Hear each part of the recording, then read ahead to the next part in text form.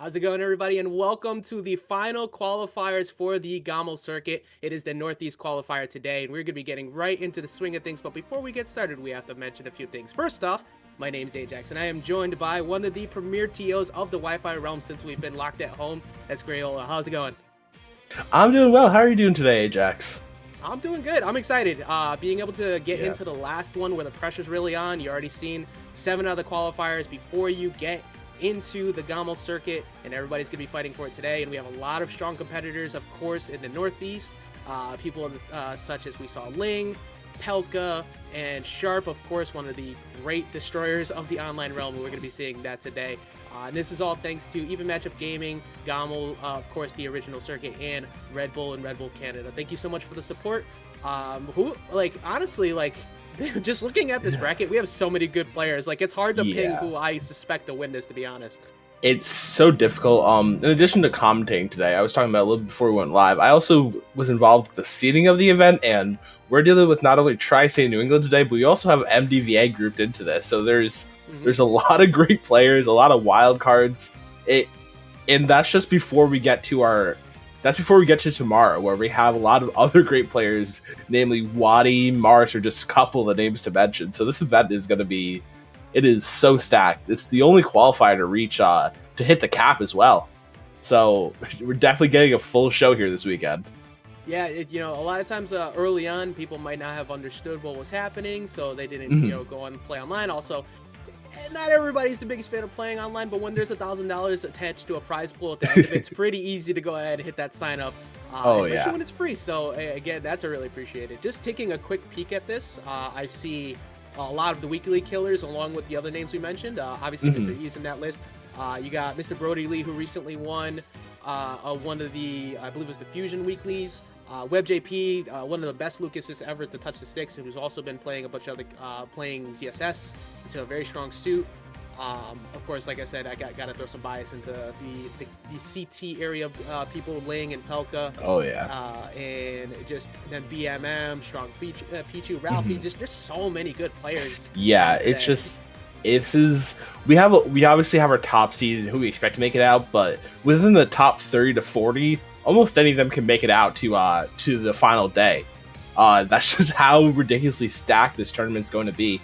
Because of that, you're gonna want to watch the entire thing. If you miss out a match, you might be missing a huge upset. So I'm really excited to see how this is gonna go. We were naming both the big killers. I think Sharp's someone to look out for. Obviously, he's one of the strongest players in this Wi-Fi era, but he's also just a really solid player, number 1 in Rhode Island.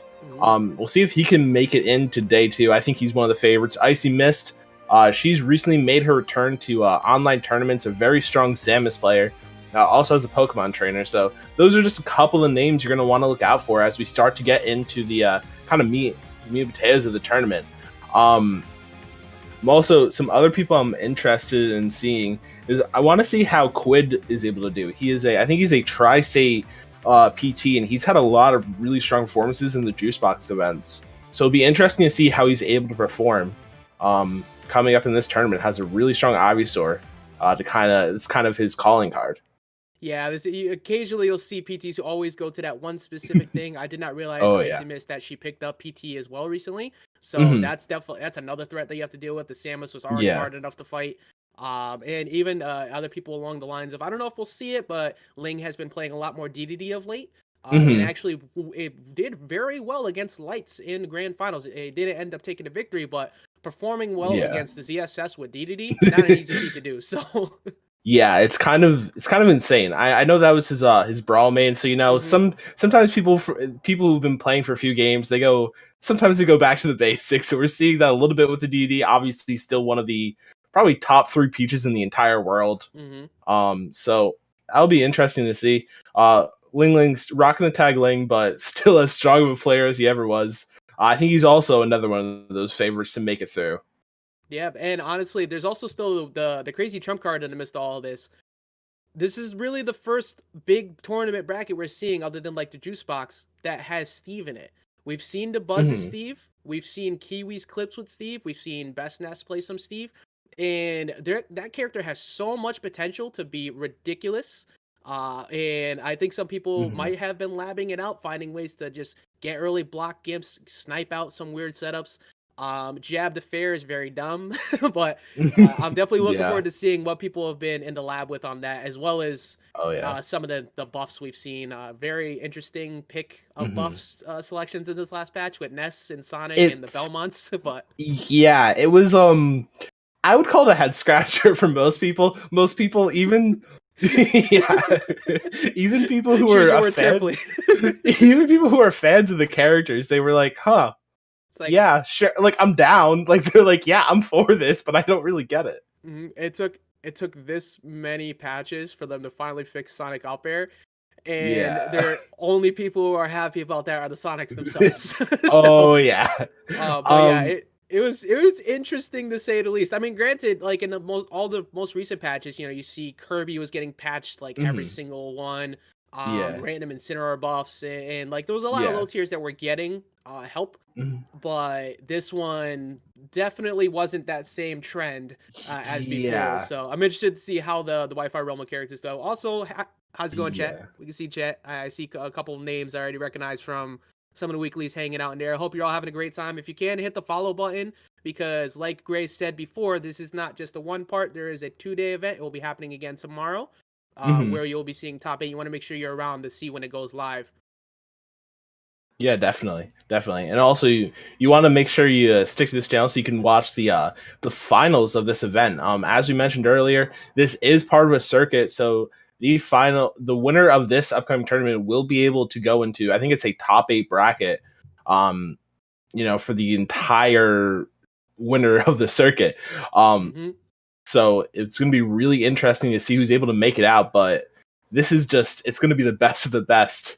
And this is going to be a really hard one to make it out of, to prove to the world that Northeast is the best, if you can. 100%. Every region's going to be doing their best. Whenever you talk about the areas that were the best in offline, you always had to bring up Tri-State. You always had to bring up the North in the New England area, and it's just MDVA was kind of pushed a little bit at the bottom there. We ain't gonna say nothing about yeah, that, but we got them. We got that. Yeah, they got Wadi, but it's it was still it's always one of the toughest areas to contest your true skill by comparison to a lot of others. And just the fact that we named off so many lists, and that barely even scratches the surface of the talent that's in this area, who aren't even playing offline, with the likes of the PGR players before offline, with Mars and Light, who don't really touch the online era. And we still have all those other ones. Sharp, like you said, definitely one of the biggest threats. But there's a lot of people along the way who have played Sharp with names like Miles and company. So it won't be a free ride whatsoever to get the top, get to that first place, to get that top 8 qualifier. Yeah, so we're gonna be seeing a P Flash versus a Sweetlu for our first match. Okay. So I'm not familiar with either of those players. So Sweetlu, she happens to play Zelda, and it's been really on the up and coming, constantly grinding online. Really, a big thing is the defensive factor is usually pretty solid. The neutral game, the punishes could use a little bit of work, but has been putting in so much work every single week. You love to see that type of effort to improve. The other one, I haven't seen P Flash before, but if it's I almost feel like my gut tells me it's like like one of the electric rats. Like it's just something. My like mind's telling me we're seeing Ness. That's what my mind's going to. I don't want to believe it's Ness already. I don't want to see that. Oh, come on, man! We just got buffs. Come on, man! You gotta. Yeah, P Flash definitely kind of screams that too. But yeah, we'll be seeing that. I'm interested to see where we start. Of course, like I said, not really too familiar with these two players, so I'm not sure exactly how they like to set up. But safest pick, obviously PS2, or even something along the lines of FD, if both of them are more zoning aspect on characters, especially if you're more prominent in the defensive area when you're playing things like Zelda. Yeah, naturally. Yeah, it'll be interesting to see how you're talking about Sweetlu, you're talking about his neutral. It's, I think, a really important aspect is gonna be able to mix up the options. Obviously, you have a lot of great tools with Zelda, but a lot of Zeldas tend to rely on over centralizing moves within the toolkit. So if you can keep mixing up your opponent, it's gonna be crucial. It'll be interesting to see what character we're seeing here with P Flash though. Yeah, I'd like to. I agree with what you said about the Zelda too. It's almost like you have to play the game as if you're playing a 2v1. Like think Marvel. Mhm. Always have your assist ready. You have to have that phantom set up. You have to control Mhm. people's movement towards you. Don't use way too much Nehru's Love. You don't need to use it every time somebody touches your shield. But it's definitely one of the most frustrating characters to deal with in terms of finding ways to Mhm. approach it, and all of a sudden you get hit out of shield by a short hop fair or back air that kills you sub 60 if you're Yeah. holding out. So it's definitely going to be be a lot of bait and punish game for sure. Yeah, and you're talking about how Sweet Lou in general is a defensive player, and I think that's going to work out well. Zelda, obviously known for the defensive ability, camping ability. It'll just sometimes I feel like Zelda's sometimes, like you said, they default on that neutral V every time they get hit. So trying to mix it up, trying to pick your points of where you want to attack at. That's going to be really crucial so that they can actually get some stuff going in advantage. You can do a phantom, up air, sometimes aggressive up Bs. Just making sure that they're able to find all of that. Got the assist trophy on deck here. I saw Minty Flesh pop up, so is that actually who's playing? Was it P Flash or Minty Flesh? I think we might. Yeah, we might have. Okay, so we screwed that up. It's Minty Flesh. Now I heard that. I'm deaf. Sorry about that. So it's gonna be Minty Flesh versus Sweet Lou. Okay. Coming up next. In the first round of the Northeast qualifiers of the GOML circuit. Game 1 coming to you right now in a round of 256. Like you said, this is the first one that has capped out, so we're in for a long haul. Oh yeah, we're in for a full bracket here today. We're gonna take you about the halfway point. So we're gonna get right into this in just 1 second. Minty Flesh. Not sure who they're going to be playing. My theory about Ness is very likely wrong at this point, but yeah, I think all of our theory crafting was very much yeah. You know incorrect. It was a good brain exercise. If nothing else. Okay, so I'm looking in chat. We said Minty Flesh. I didn't say Minty Fresh. I'm paying attention. I'm trying to make sure I don't mess up anybody's names throughout the day. So I'm trying to find that pool as well. Looks like we're getting into game 1 now. We've got Mega Man versus Zelda. Okay. Yeah, we were talking about defensive play. Definitely going to be a lot of that. What I'm interested in seeing is how Minty Fresh is able to really mix up that movement, especially with Rush. There's a really good Mega Man in Connecticut by the name of Blitz Luigi, and one thing he does better than any other Mega Man I've seen, his movement vertically is just so clean. And I think that's what you need to really look out for here against Sweet Lou. Already doing a good job, just kind of poking out with Mega Man's really good zoning and spacing tools. Yeah, one of the good things that Minty has going for them is the fact that you can bait Sweet Lou to come forward. You have those short hop pellets, you have the ability to frustrate, so even with that, the Nehru's left, you can make Sweet Lou kind of maneuver in a way that you can bait that out and get a nice hard punish. So far keeping it dead even though, and Sweet Lou gonna answer right back, gonna get the get up in the left side of the stage and close it out. Yeah. Getting that nice fire move going right there. Gonna look for the Phantom. Oh, yeah, looking for the Phantom there, but Minty Fresh is trying to kind of poke at him right now, looking for these down airs to space him out. Gets the nice forward air, not gonna take it yet though. Looking for the edge guard, but gets upbeat aggressively. But for that nice conversion. Yeah, there you go, getting the saw into back air, finding that jump from stage. Sweet Lou, they were doing a very solid job of trying to hold down the ground, but once you're buried up against the corner like that against the Mega Man, it can get stressful because they have multiple projectile confirms into KOs like we saw from Minty. Yeah, and even if you're not looking for those confirms, Mega Man can just whittle you down, just with these pellets, saw blades. You don't really have to go for something aggressive a lot of times, so Mega Man can constantly mix you up in their neutral like that, even when they're at a bit of a deficit. You're starting to see it here, hit them with pellets and then go up high with these down airs, just playing vertically so well. Yeah, you saw Minty was just dropping pellets on, forcing the up tilts, making it so Sweet Lou was looking for an anti-air because you bait the idea of jumping in. Now, you're not taking too much damage, but it makes it so you might figure out, okay, Sweet Lou wants to react constantly. When I do something here, that means I could look for an option afterwards, looking for the landing in, and then I thought they were looking for a Shoryuken at that point, but good job not pulling the trigger. That could have been a hard punish. And Sweet Lou buried up against the wall, but holding the ground well, not losing to any time. Oh, yeah, nice little Shoryu coming out. The Shoryu is coming out. One thing I like a lot from Minty Flash at this point is what they're doing is they're using that Crash Bomber, that side B a lot, to kind of bait Sweet Lou. You know, they're not getting huge punishes, but they're using the conditions Sweet Lou to play in a kind of scared way. And then once you're scared against Mega Man, they can get so many big conversions. You know, especially going with Rush and then the up airs into you know, the Saw Blade confirms. Just playing scared against Mega Man is not something you want to do, and Sweet Flash is conditioning that perfectly. Yeah, something I do like out of Sweet Lou so far, though, is that after the mess up of the teleport, wasn't afraid to continue to go for that. It's easy to kind of like convince yourself not to go for it because you got punished, but still looking for the same consistent kill option, trying to set up the trap, looking for the early recovery. And I like the idea of going for F tilt. You haven't gone for that over the past few, and up throw should take it. There you go, getting it back to even, only taking 42%. Very, very close game here in game one. Yeah, using that neutral B there, starting to use the neutral B a little bit more. You know, not overusing it so much as like every time you get hit, we were talking about that kind of habit, but starting to use it a lot better to try to reflect all these projectiles. You know, Minty Flash obviously has a way to mix it up, you know, back air, forward air, and then just timings in general on everything. But you're seeing this adaptation start to come out. We're only in game one here.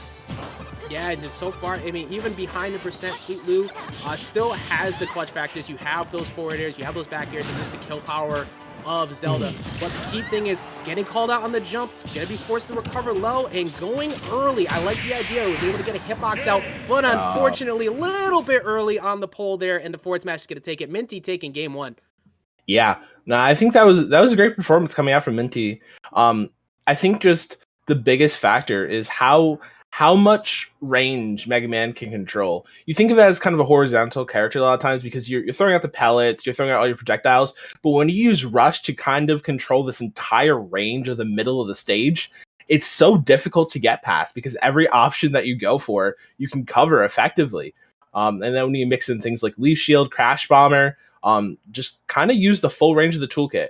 I do like, though, the adaptations defensively we saw coming out from Sweet Lou. I think if we see a little bit more of that, we could get a closer game 2 and maybe even bring this to a game 3 for the set. Yeah, I agree. One of the things that Zelda is so good at is getting people who, really punishing people who like to hold forward. Get just a little bit too aggressive, not the best neutral game opens, and not really good at opening you up. But when you're playing someone like Mega Man, where you can bait and punish that and kind of just tick damage up over and over again, Minty was able to shut that down a bit. Sweet Lou still kept it very close, even you know, having to play slightly different, but played very well in that game one. We're going to be going to Kalos for this next game here. I think this is a good pick. I think this is honestly a stage that can benefit either character here. Now, you brought up Blitz Luigi earlier. This stage is actually very solid for Mega Man in terms of being able to get Crash Bomber setups on the side, being able to not only extend your own recovery by shooting it there and then exploding off your own hit, but get some really interesting tech mix-ups. I get why Sweet Lou wanted to go here as well, though, because it's a full stage. There's no platforms to really jump around on. However, currently getting mixed up a bunch on shield, not really able to find an answer to all these leaf shields, and taking a lot of damage in exchange. Yeah, I do think Mega Man with walls in general, not only about the Crash Bomber, but you're able to find these. Your opponent can sometimes kind of dip under the ledge and not have to worry about these spikes. That's not the case with this stage. You know, Mega Man can throw those down airs. You know, it's obviously not free. Your opponent can tech, but you can kind of just throw it out to punish you a lot of times if your recoveries start to get too linear. So it'd be interesting to see how Sweet Lou's able to kind of adapt, but Minty definitely looking strong so far in this game too. Yeah, Minty playing, you know, he's kind of playing around shield a lot, like we said before with the leaf shield, but not just that, stalling with that downer, putting a lot of pressure out and baiting those early up smashes or early like out of shield options out of Sweet Lou. You still have the kill power, but that back air not going to do it just yet. The width really of Kalos kind of coming in there, but another one of those will probably take the stock.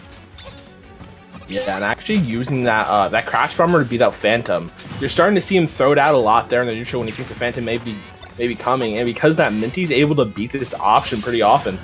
But like you said, that factor, just throwing the kick and getting the stock there, but gonna get the easy return there with the back air. We're all even, 2 stocks apiece here in this game too. Yeah, revenge KO right away, not wasting any time getting that back air. That forcing the low recovery with that side B was solid, but the big thing is, can Sweet Lou find a way to control the out of shield game before it gets to the point where you're able to snipe on those early recoveries? Because I like the idea of going for that there, but it's a little bit out of place, and Minty was able to call it. And Minty's just been really winning on a lot of their early game damage and forcing Sweet Lou to make comebacks throughout the set. Yeah, definitely. Going for the S smash, and Minty's starting to punish it a bit more. Needs to get off this side zone. Minty doing such a good job, but as I say that, Sweet Lou just able to up B onto stage and get out of the pressure. Yeah, that was that Crash Bomber setup I was talking about before. Sweet Lou recognizing that that was coming, so going high, because if you go to that side of the stage here and get caught, you could possibly just get hit off of a returning Mega Man with a back air. So you got to be very careful there. Oh, Minty getting called out on the spot. That's been putting a lot of those out at the ledge. And Sweet Lou finally getting one of those forward smashes in. Yeah, using a lot of this forward smash, that's another thing I started to notice. They're starting to kind of rely on it a little bit more, at least in kind of the neutral game. Gonna get caught by the S smash there from Mega Man, and gonna get that nice confirm from the Saw Blade, and that's gonna take the stock. 84%. Mega Man a little bit heavier side, so you can definitely run away with this game a little bit if Sweet Lou is not careful here. Yeah, like we said before, Mega Man, one of those characters that doesn't really need to rely on opening you up too much. Just finds that one opening with a projectile, gets a kill. Must be nice. But it is definitely one of the things that works in Minty's favor in this matchup. Being able to bait out, look for that Saw Blade KO, and starting to catch it, like control a bit of the landings too. Because Sweet Lou's not staying in shield as much as before, kind of jumping around a bit more. There you go, anti-air up smash, not gonna do it just yet. Mega Man's still pretty heavy. Yeah, just kind of looking to take this stock here, getting a neutral B, looking for the Phantom on that missed tech scenario, but not going to find it quite yet. There we go, we're looking at what could be potentially the first run to losers if Sweet Lou cannot close this out. You got to be careful on this recovery. The jump was not called. Wait, just let Sweet Lou go into ledge. Kind of does that little... Kind of started him with a walk real quick to ledge there. Definitely having fun with it, but needs to take the stock. Sweet Lou looking for the S smash, and that's there. It is, drag down back air into Shoryuken, baiting out the Nehru's Love right there too. Just kind of throwing Saw down in front rather than putting it behind, not letting the reflector actually go off. And that's an easy way to bait somebody out of shield. Unfortunately, that's a wrong mistake, but great gameplay from Minty. Really kind of controlling, again, the out of shield game was the big thing. When you play against a Zelda, one of the strongest aspects they have is the out of shield game, because they have Nehru's Love, they have the short hop aerials, and if you constantly pressure them too much in their face, you're asking to lose. But Minty was able to play around that. Sweet Lou was adjusting quite a bit throughout the sets, able to keep it even, but that last game, definitely Minty was playing very well. So good job for Minty taking it 2-0 in game 1. Yeah. Really strong, like you said, really strong performance coming out from Minty. I do think there was some things there at the end that Sweet Lou, he was doing well in the defensive game. I just think once you got down that much, they started to fish a lot for Phantoms and F smashes. Really trying to even up the game almost immediately. Not able to find it there, so as a result, it was gonna end with a 2 stock. But yeah, like you said, strong defensive play. The areas that were lacking was mostly the advantage to be able to close up those stocks. I think one of the main things, if I say to look when you look back at the matchup for Sweet Lou, is that they were doing solid in terms of bringing the game back, but staying on the move sometimes is good because you won't get forced into situations where you have those cross up leaf shields, you have those landing down airs that Minty realized, oh, this isn't getting punished, so why stop? If it ain't broke, don't fix it. Keep it up, keep it going. And Minty was able to capitalize on that. So I think one of the things is definitely so Sweet Lou keeps on the move and adjusts the matchup, maybe a slightly smaller stage, but I'm definitely looking forward to seeing how they perform in losers bracket. And that was just the first game of the day. We have so many other good matchups. Speaking of which, one of them is Sharp, one of the people we talked about being one of the killers of this bracket, who honestly it's hard to even guess who Sharp might play because he has just such a huge plethora of characters. Yeah, lately he's been playing a lot of Joker, ZSS, and yeah, mostly Joker, ZSS. He's been playing Sheik a little bit. I haven't seen his Wolf too much, but I would expect we're gonna see probably the ZSS or Joker here. Yeah, but it's Sharp, so he might just decide to play like K roll. So you never really know what we're gonna get. Does pick a character based on what chat will give him. But this one does have a prize pool attached, so I assume it'll probably be. My guess is probably the Joker as well. But really, if any one of those picks, is an easy guess. And Swifter, on the other hand, playing Palutena, so the matchup might differ based off of that. You know, obviously, if you're going in that matchup, we might see the Joker, possibly the ZSS. I don't think we'll see that Joke K roll before. Probably not the Wolf, even though I've seen this Wolf handle Palus before. But my guess will probably be along the Joker lines. Yeah, I'm guessing Joker or ZSS coming out here. Both those characters. Obviously, Sharp has like 10 characters that are tournament ready at any given moment. Yeah. So what we see here, you don't really know what we're gonna totally be seeing. We're seeing the bands come out though on screen. You know, we're not gonna be seeing FD. What we are gonna be seeing though is PS2. Not a huge surprise there. No. Yeah, definitely not. I don't think that you see the FD matchup in terms of the slew of characters, but also just giving Palutena free range to just zone you and hit you with that short hop nair out of shield. Yeah. Swifter, again, you always have to respect the Palutena at any given point in time. We were talking about the good out of shield game from Zelda. This character eats people who want to stay on top of shield alive. We're actually okay, so we were wrong in every aspect. We're gonna see the Corrin. Yeah. Well, see, I checked the Smash data and it said Corrin, then you were going with Palu, so I'm like, maybe I'm wrong, so I'm just gonna roll with it. But I Palu at the beginning of the bracket, so we are gonna be seeing the Corrin coming out here and Wolf. So yeah, like you said, we're 0 for 2 on our analysis, pregame analysis. Yeah, so I'm just gonna stop looking at the brackets entirely. But here we go. This is the Wolf, definitely one of the best characters in terms of punishing misplaced side Bs, as well as some aggressive approaches, just pushing that forward smash into the face of Swifter. Definitely a very good start for Sharp. Yeah, I think Wolf's a particularly good pick for Sharp because some of the main categories where he excels is his spacing and his movement. Both of things Wolf also extremely excels in. So you're starting to see those kind of fundamentals come out with his Wolf here. Just kind of right now, it feels like he's just kind of playing a little bit faster. Defense as well. Swifter was definitely looking for an early jump or something off the edge. You always have to be careful against Corrin. And there you go, looking for the forward smash, just barely missing the 2-frame getup. Had the idea of getting that neutral getup there. Yeah, just a little bit off in the execution. Looking for that roll in hard. Swifter not going to give it to him there. Sharp definitely playing with confidence is what I would say in this match. But Swifter looking to even it up here at least. You know, Corrin does have that kill potential. You can find like a neutral B or a pin. Yeah, there's that forward smash again. Sharp calling out the aggressive approach.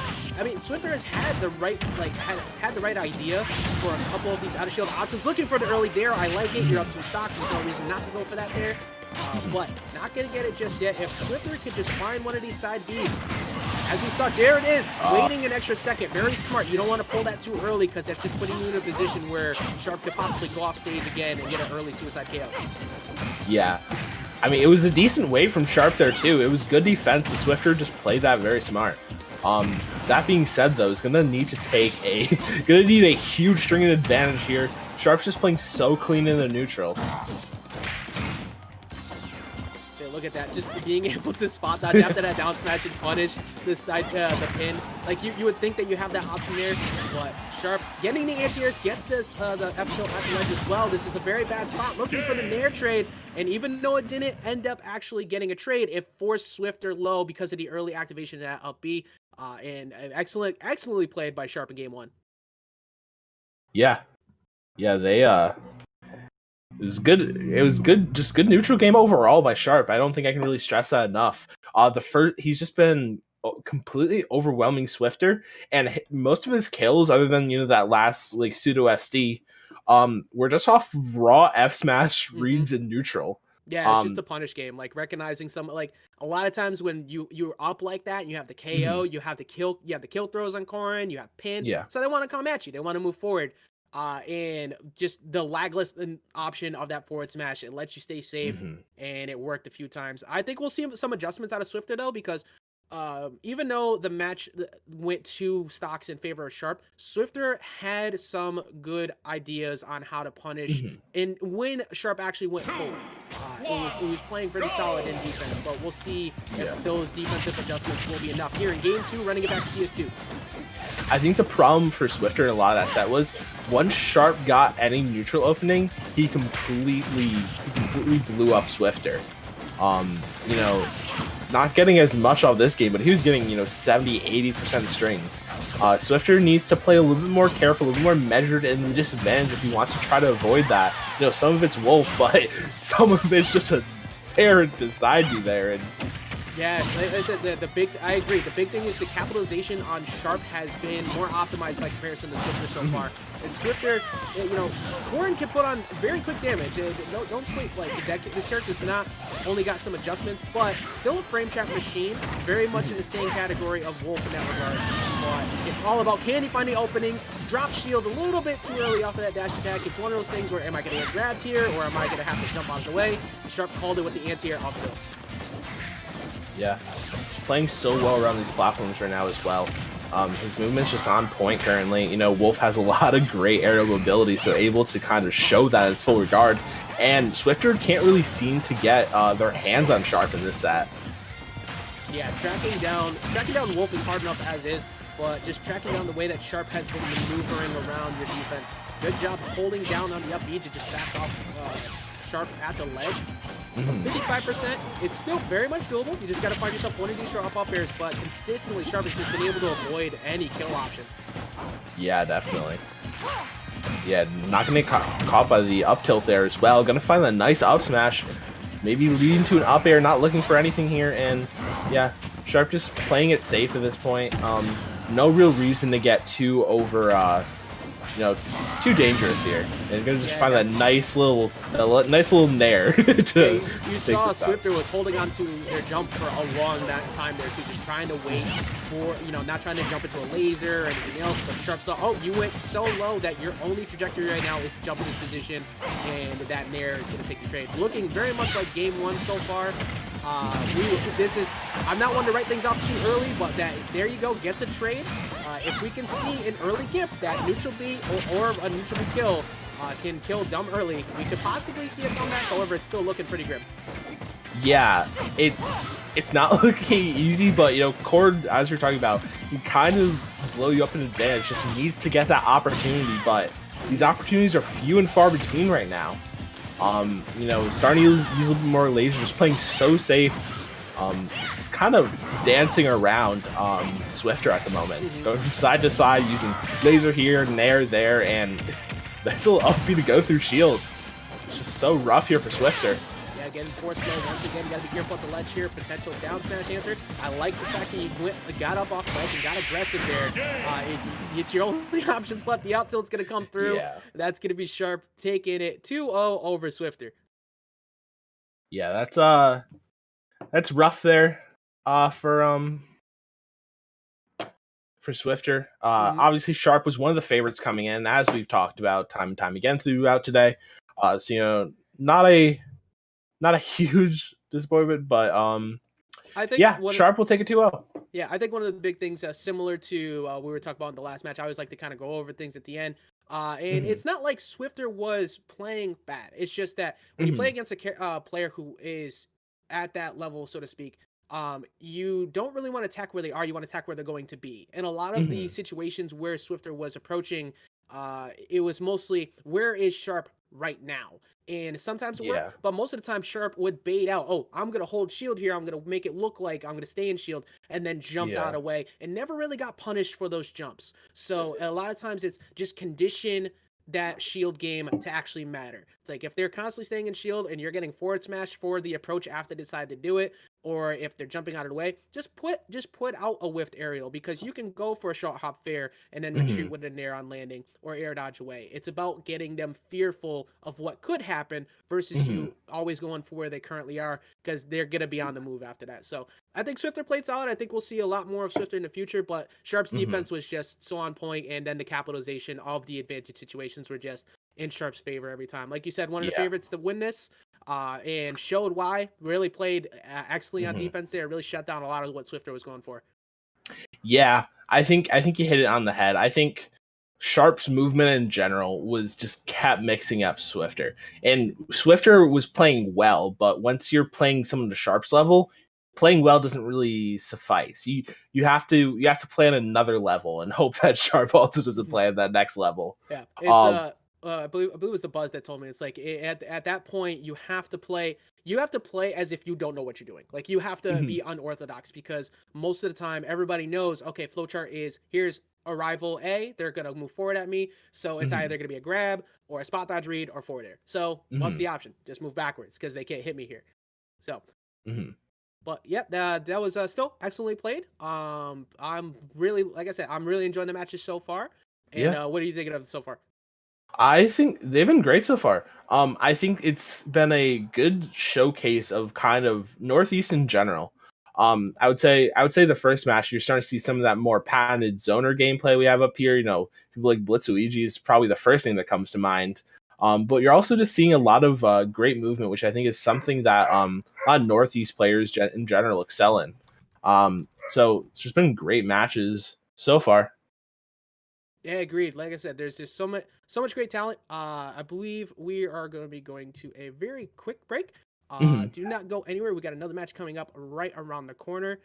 We have a lot more qualifier matches still upcoming. Like I said, this is the Northeast qualifier. We've only seen a few matches so far of the 256, and there's a lot of other great names in the bracket, such as I saw some people ask about Mr. Brodie Lee, Ling, and Mr. E and company are still in bracket as well. Do not go anywhere. We'll be right back.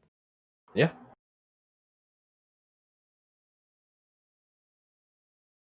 Well, I think we are. I might have screwed that up. I thought we were.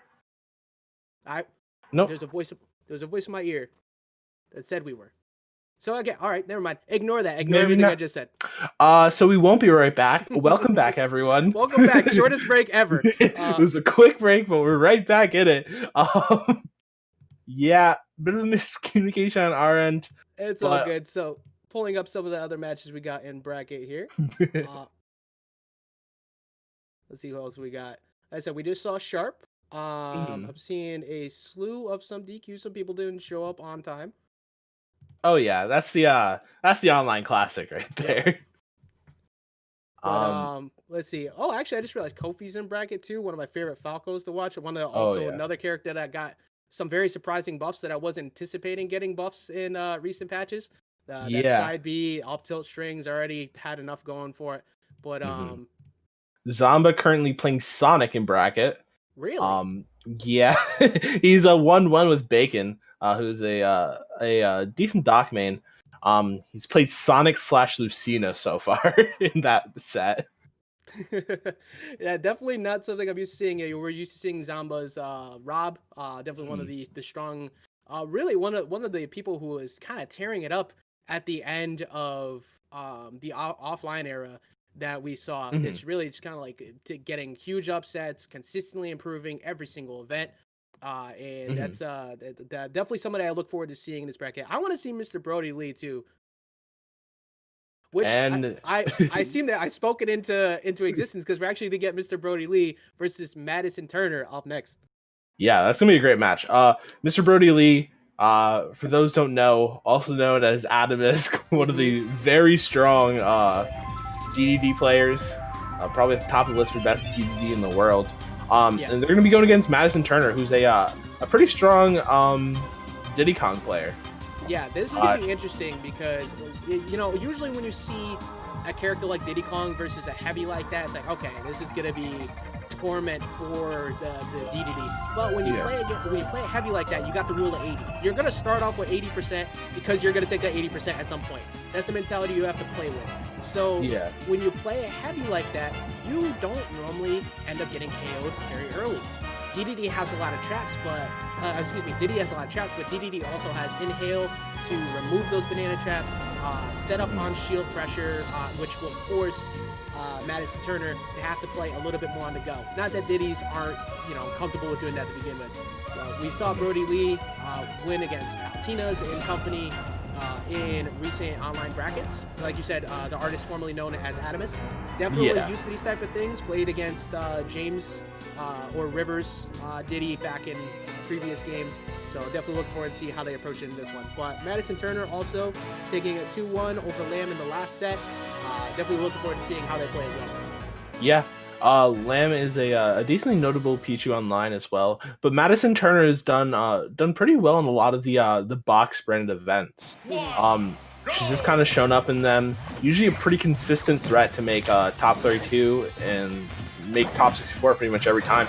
So we'll see what Madison can pull out in this one. From what I've seen, she has a pretty measured play style, so I wonder how it's going to impact, especially against that Gordo play that DDDs and Brodie Lee loves. Yeah, I think a big thing is how do they handle keeping DDD in check.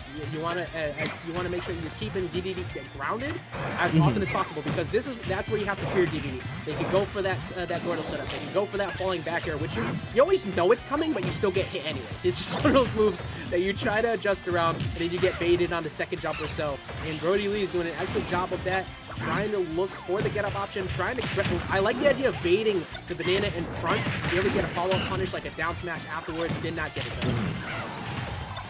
Yeah. Brodie Lee just kind of looking to control the stage right now. And that's what you want to do, DD. You want to throw out that Gordo, and if your opponent plays scared against Gordo, you're like, okay, the match is over. But Madison Turner getting a little bit aggressive with these up Bs right now. Doing a decent job fighting with Gordo at the moment. You know, whether it be that neutral B, whether it be throwing banana, just kind of always having a projectile at the ready to deal with Gordo is what she needs to do.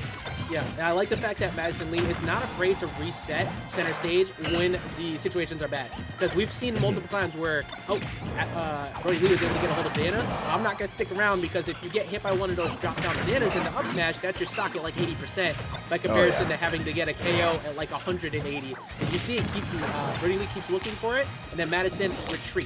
And that has been keeping Madison in this game so far. Once again, the up B across center stage is just not only an aggressive answer, but a way to get on. However, the back air is finally going to take a stop. Yeah, her uppies aggressively have been very they've been interesting. They've worked so far. I never question when Diddy does it, because I feel like they have some extra big brain option. Usually it's not, but but what if they did? To like an explosion. So there it is, the anti-air. It's still, even at 177, up smash not going to take it. Yeah. You know, for taking early stocks, a lot of what Diddy tries to look for is banana dare. You're not always going to find that against DDD, though, because it's a recovery that you're like, do I want to mess with that right now? Do I feel like getting spiked or grounded? Yeah, exactly. But we'll see if Madison can look for more edge guards. Also pointed out in chat, why is it that both a peanut and a fruit beat a titanium like metal spike ball? I have questions for the development team, but I have a lot of questions. It's a very scary situation. Gonna avoid the forward smash though. When you see that Gordo come out at ledge, it is such a terrible guessing game. You have to worry about if they're going to read a jump, if they're going to force smash you at the ledge, or if they just wait for you to get up and go for a charge down B. It doesn't really, all the options are scary, but luckily for Diddy, you have that jump side B to get out of there. Yeah, and you know, doesn't really lose too much after that, you know, not getting the quite the right read on that. But Madison Turner's starting to get a little more damage, and it feels like Madison Turner's starting to get a solid understanding of how to play this neutral. As I say that though, another up B. Brodie Lee just hasn't been ready for the up B so far, and because that Madison's able to use that as a get out of jail free card a lot of times.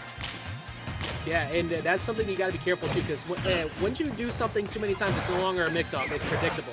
And when you have someone like a DDD who can hard punish you very badly, you got to be careful with those situations. And still, even Banana with charge forward smash at 154, not going to do it coast to coast. Another one at the ledge will definitely take it. Yeah, definitely. Just looking for these peanuts right now. It's starting to get up to this high percent, so Madison's able to find an up smash. Yeah, or an F smash, that works as well. That's going to take the stock. We'll see if she can extend. You know, Yeah, not gonna find anything. Just gonna get hit with that big ol' hammer. Yeah, momentary lapse of judgment. You know, you see a DDD running at you at the ledge, but one of the big things is that DDD, outside of really high percents and maybe a back throw, not normally going to kill you with a throw there. And Brodie Lee knew, okay, they assume they're going to get grabbed, so I'm going to call this jump out. But big damage, 75% already, but that's in that rule that AD was talking about. That's always going to happen. It's about how does Brodie Lee play after this. Yeah, that was the first really big string that Madison was able to find all set. I feel like a lot of the time I was talking about how she's a measured player. She kind of tries to nickel and dime you, but you can't really do that against the heavy a lot of times. No. Such a weird interaction with the FP there. And I assumed it was going to happen at some point because, you know, Madison kept going for the explosions at the ledge, and at some points that explosion can just blast you off the stage. And unfortunately, it ended up being the very last stock. So Brodie Lee able to take game number one. Team Rocket style right there. Game one lost there for Madison Turner. Blasted off again, but we'll see if she can take this game 2 here and set it to a game 3. Yeah, Madison definitely a strong player. Had a nice little start, a nice little game going there, but couldn't really convert in a lot of areas. Wasn't getting kills to 180. Probably needs to look for a little bit more of these ledge trap scenarios, these edge guard scenarios to really extend her advantage. Yeah, I think one of the good things is like you couldn't close out the KOs, but you were still setting up the percent to KO. Yeah, often, and you just put that SD in your back pocket. It's like, okay, I accidentally missed the ledge snap. It's fine. That matchup was even through the whole way. And I just got to be a little bit more careful on my defense in terms of when Brodie Lee is looking for KOs, because Mr. Brodie Lee, on the other hand, as well, it's hard as a DDD to navigate around those banana traps, and he was able to do it consistently. But we're going to be seeing a bit of a change of scenery here onto FD. Yeah, I think this is a good pick for Madison if they can get these big combo strings going. You know, a lot of, like I said, Madison, a lot of what she was doing was a lot of nickel and diming. She'd get a couple of hits here, she'd pick up 20%, okay, reset to neutral. If Diddy has a lot of these really big combo strings, or just kind of advantage strings in general, and you're starting to see it here.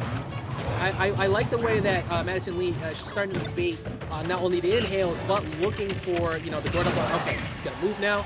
I'm gonna punish it accordingly. And I mean, to be real, I'm very surprised we ended up on FD, because this is a wonderful home for adventure and everything happiness that is for Diddy Kongs. Because that banana it's basically a 2v1. You have to worry about banana at all times, and you have no platforms to escape to. Brodie Lee still does very well on the stage, so I don't think that they felt uncomfortable here, but that banana to forward smash, nowhere to escape to, and Madison Lee getting the first lead of the set.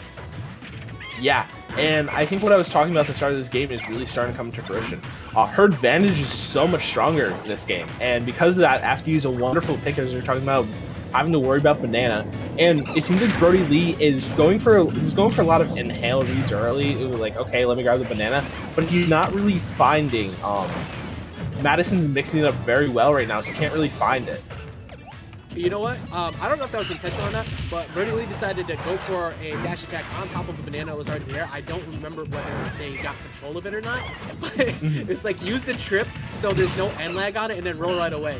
Got to be careful with these situations. I think Madison is trying to set up Brodie Lee to air dodge after one of those back airs and get an early down air. There it is! All right. I've maybe seen a Diddy once or twice, and Madison Turner set that up perfectly. When you're a big body like that, you always have to worry about that back there at the ledge, so you try to condition them into the fear of that, and there was no air dodge, but Madison Lee's still going for it regardless. And whole stock up on FD against a DDD is definitely a very comfortable place to be in. Yeah, and I think you're really seeing the edge guarding, the ledge trapping really come out from Madison Turner in this game. Getting hit by Gordo a little bit more, but, you know, just playing so well in the neutral right now. And that was already a strength she had, so she can just continue on it and start to get these earlier kills. It's looking really rough here for Brodie Lee. Definitely still doable, but this game looks convincing so far. Definitely not over yet, though. Yeah, like up until that banana got hit, Brodie Lee was consistently getting a hold of that banana like so, looking for these drop down aerials into with the banana. He just hasn't been able to find it yet. If Brodie Lee is able to find one of these banana confirms at the ledge, then we could be seeing a last stock situation. But Madison is just controlling the landings, baiting out Brodie Lee. Good job avoiding getting punished there. But looking a little bit grim. Watch out for that. The trick every day he has up their sleeve. Also, I'm starting to like how Brodie Lee's using his Gordo play. He's starting to throw them in a way where his goal doesn't even seem to be to hit Madison anymore. He's just trying to throw that to control an area and then go for something else off of it. Not even confirming, but kind of as just a bait option. What do we see here with this rocket play? That is really a telltale of does this DDD know what they're doing or not? Is can they control the rockets and just completely confuse you? And it's a good thing that Brodie Lee was paying attention because that could have been a stop. Not going to get the up air, but the frame trap's going to force another situation where Brodie Lee's got to find his way in. At 174, that's going to be a banana into out smash, going to take that game. Yeah, just like you're talking about, FD with Diddy versus a heavy did not work out well for the heavy. There's just so much room for Madison to combo. I was talking about how her advantage was one of the weak points in the previous game, and with FD, you can take it slow while still completely blowing up your opponent. Has so much room to combo, has so much room to use banana, and Brodie Lee just wasn't ready to be able to combat that in that game. We'll see what the counter pick ends up being here. We have Kalos and not only removing Kalos to avoid some interesting ledge trap situations that can happen with DDD and the greater survivability and making it harder to KO, but also removing the smaller stage because FD works so well. Like you said, the big thing is cutting off the route that a DDD can take. They have either approach me linear, but there's a banana in the way, so they got to go airborne. And my frame data beats them every single time. But we're going to see the run back to PS2. Not too surprised by this pick. Definitely a much better, wider stage with some escape options with platforms that we saw. But game one, even though won by Brodie Lee, still ended up ending with the self-KO by Madison Lee. It was, Madison Turner. It was still a very good game, but it's something that you have to keep in the back of your mind. If you're Brodie Lee, you got to play very solid on defense, otherwise you're going to get capitalized on big here on PS2. Yeah, definitely. We're already starting to see some of these up Bs come out and get on the stage. Didn't see too many of them in FD, but mostly that was because of how well the advantage is being strong. I almost wonder if Madison's just doing it until Brodie Lee proves he can punish it, because he hasn't really, there was the unfortunate SD, but he hasn't really punished it yet. Yeah, and like we said before, it's if it ain't broke, don't fix it. Sometimes people will leave it alone intentionally to then punish it later, but again, if you're not doing anything about it, no reason to. But the drop down back air on the side B is going to get a KO. Brodie Lee not only shutting down that ledge trap before to get that damage, but capitalizing on punishes really good here this first stop. And the other thing I'm just realizing now is she's not using a lot of monkey flip to actually hit her opponent. She's almost exclusively using for maneuverability. As I say that, she uses the monkey flip to hit the opponent, but I like to see her mix a little bit more of that in. It could be good for breaking the zone with Gordo a lot of times, and we'll see if she can utilize a little bit better. But currently just trying to play the patient game, down by a stock, but not trying to force anything, which I really like. Yeah, I also in the same token answering immediately with that dash attack, but very much the same way. Brodie Lee is not approaching in a reckless way. When you have a stock lead like this, it's very easy for people to want to get too aggressive, and they just constantly approach, and that's what causes you to lose the game. Brodie Lee is playing just in position to catch these approaches from Turner. As you saw, almost catching that forward smash, but Madison, she was finally able to find her way in and close out that stock, and now got to be forced to fight another ledge trap. Yeah, she's got to be careful of that back air on ledge. It's taking quite a few of her stocks, either with these full hops or short hop back airs. Not finding the punish on the inhale there. Needs to kind of tighten things up if she wants to take this set, and yeesh, just going to get the big hammer. There it is. The consistency of Brodie Lee to get a hold of that banana has been so huge, and leading to a KO finally there. It's been looking for it all set, and now answering over and over again with these up Bs in center stage. Brodie Lee's definitely caught on to the side Bs and the up Bs, kind of like almost using it in a way that like Bayo's use afterburner kick from the ledge. It's like, all right, you're coming to me. I know you are. You're not going to wait. and the dash attack has been a consistent answer.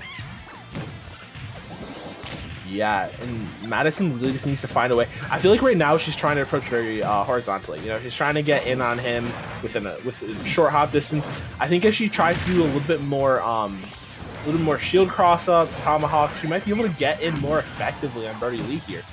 But Brodie Lee is consistently catching every single get-up option, whether it be a side B. Oh, that's a very bad spot. Trying to look for the explosion for the up B to back him off, and that's going to be it. Madison played very well that game too, kept it close game one, but Brodie Lee really kind of slowed it down, shut down a lot of the aggressive approaches with those dash attacks and those back airs, like you said at the very beginning of the set, and able to take it 2-1, our first game 3 of the tournament so far.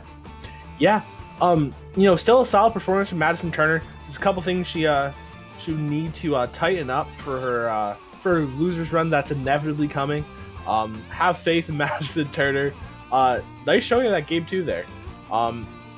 So don't know what we're gonna be seeing next, but honestly, all these sets so far have just been great so far. It's great to see Brodie Lee, Adamus coming out here and just performing well with the DD against all odds. Yeah, Brodie Lee was able to get in on one of the 2 halves of the winner's side of pools, so able to move on out of the pools. And I believe that was the first one we've seen getting out of pools so far. Sharp was a winner's quarters match in pools beforehand, so still having another matchup coming. But I'm really liking the set so far. Like I said, when Madison Turner played the matchup how you're supposed to, especially on FD. But the big thing is the aggressive approaches from those side Bs and the early up Bs, because they weren't getting punished the first 2 games. So it's like, okay, I could keep doing it. And then Brodie Lee started answering with these huge hitboxes. When you're in center stage like that, you can afford to take it to trade, because Brodie Lee's only going to be right in center stage, whereas you got knocked all the way off stage. And by the time you charge that up B again, Brodie Lee's already at the ledge, ready to ledge chop you again, which is one of DDD's best strengths. And we're going to be going to a quick Red Bull replay to go over the match, actually. A couple of things that we've seen throughout the set, like we saw here in Game 2, just the consistency of Madison Turner able to play around Brodie Lee, forcing the air dodges in the right spot with the frame traps, finally getting Brodie to get a miscue on defense and close that out. Yeah, definitely. It felt like as soon as you factor in those platforms, Madison wasn't, her advantage kind of crumbled a little bit underneath that. And I think that's more to say about how strong Brodie Lee is at playing around these platforms above Madison. But also these you can even see it in this ledge trap right here, just the way that Brodie Lee went off stage with that forward air looking for the up air follow-up too. That conditions a player to recover high. That makes them have to recover high. And because of that, and the side Bs, it constantly forced Madison away from the ledge, and Brodie was able to just shut it down. And when you have a character with multiple jumps like that and a stock up, it's easy to get stressed. Oh yeah, definitely. I don't think it's a huge surprise to see Brodie Lee moving on to top 16. Definitely one of the stronger people in the bracket. One of the people you need to be looking out for as a, if you're playing, you obviously need to be prepared for him. If you're watching, definitely look out for Brodie Lee. Has a strong chance. So we're going to be seeing Mystery versus Cherry next. Mystery, obviously a player everyone knows. Lucina, Marcina in general kind of player. But then Cherry is a Min player, actually. So we're going to be seeing, I don't know how many people have seen a lot of Min competitive, even though it's been a couple of months.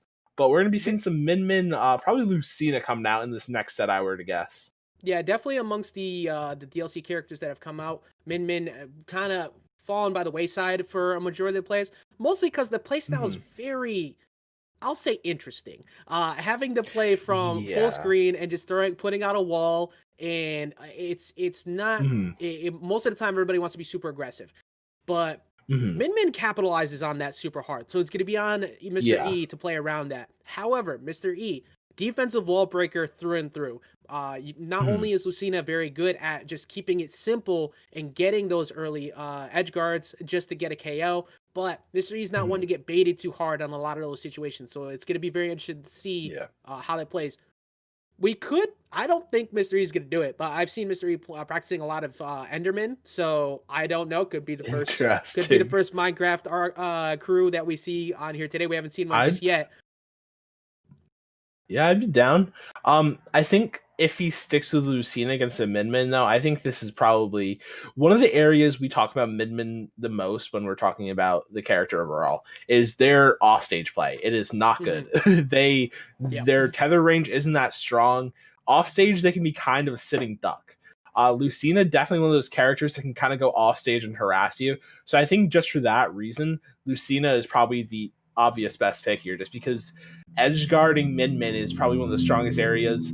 And also, with relatively good frame data on Lucina, if not just excellent frame data, you're able to get in and create these opportunities a lot of times, either with grabs, just aerials, tilts, just pretty much everything. So I'd be interested to see what happens here. Looking through Cherry's run so far as well, Cherry went through a Palutena, a Falco, and a Pit. So, the Pit able to get good early edgeguard attempts as well. Okay. I respect it. I respect it. These are Cherry had to play against a lot of characters who capitalize well on the offstage game, and also getting zone breaked by characters like Falco. And only dropped in one game so far in these 3. So Cherry definitely a threat that Mr. E is going to have to respect. Very interested to see how they approach this match. But Mr. E, like you said, very consistent. Also having to go through a Falco as well. Falco's galore on his bracket today. Oh, yeah. We like our spaces up here. What can I say? Is that Lone? Is that like Lonesome the late player? I'm interested to see, intrigued by that. But we're getting here into game 1 on PS2. I'm definitely don't think we see FD drop this set whatsoever between these two, because last thing you want to do is just let Min jump in center stage and control everything. But we're gonna see a lot of what Mystery's doing right now. Full hopping your way in, because outside of up smash in like the linear hits, Min doesn't really have the best full hop answers except for predicting the jump coming in. So Mr. E is starting to capitalize that already here, and then the ledge traps from Mr. E are going to be the big deal. Can Cherry avoid those consistently, or is able to reverse it like so? Yeah, and I think it's going to also be difficult for Cherry to be able to catch that up B from Mr. E, because of how quick it is, and you can it has good distance, so you can also delay it and play around with the timing a lot. That's one of the areas you've seen Min excel the most. They excel really with catching your recoveries to ledge, and I think that's going to be difficult for them to do in this match. But we're already seeing a lot of play centralized around the offstage game, even from the first couple interactions. It's going to find a nice kill there, take the stock. Going to be a nice stock coming out from Cherry. Take the first stock of the set. We'll see if Mr. E has a quick response, or if he's going to get whittled down here. Already getting kind of pushed at ledge. Yeah, majority of the gameplay. There you go, getting in the gap where it is, catching that up smash. A lot of times as a Cherry, as a Min, you want to make sure that you're not just always putting out your second hit immediately, because you're going to get called out on it. But Mr. E knew where the gap might be. But, Cherry playing very solid. You don't want to jump too much and just throw out your hits in areas that will be punished accordingly. But been able to keep the game with a lead so far since that first KO, but Mr. E finally able to find a way in, looking for an early jump, but good job not fading in too early, because that could have been it. Yeah, you can definitely see Mr. E focusing on the offstage play.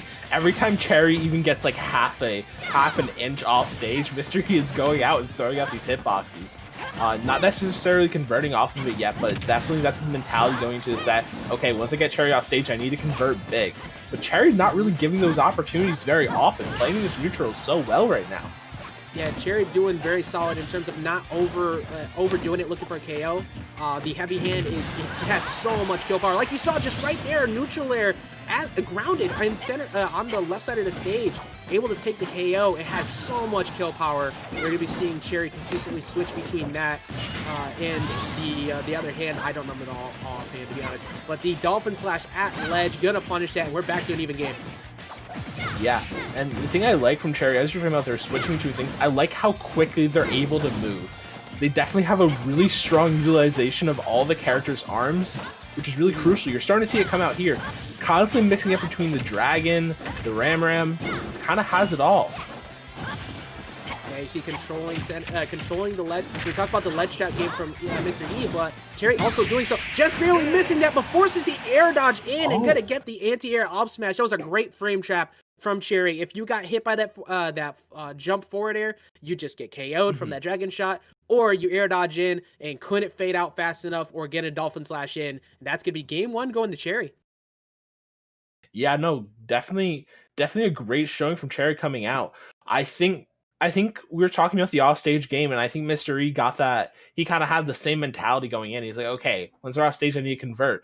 But he was playing in this way where he wanted to contest the jump in from Cherry instead of going out there to actually hit her out of the air. I think if you're going for the edge guard scenario, he has to start to really commit to it.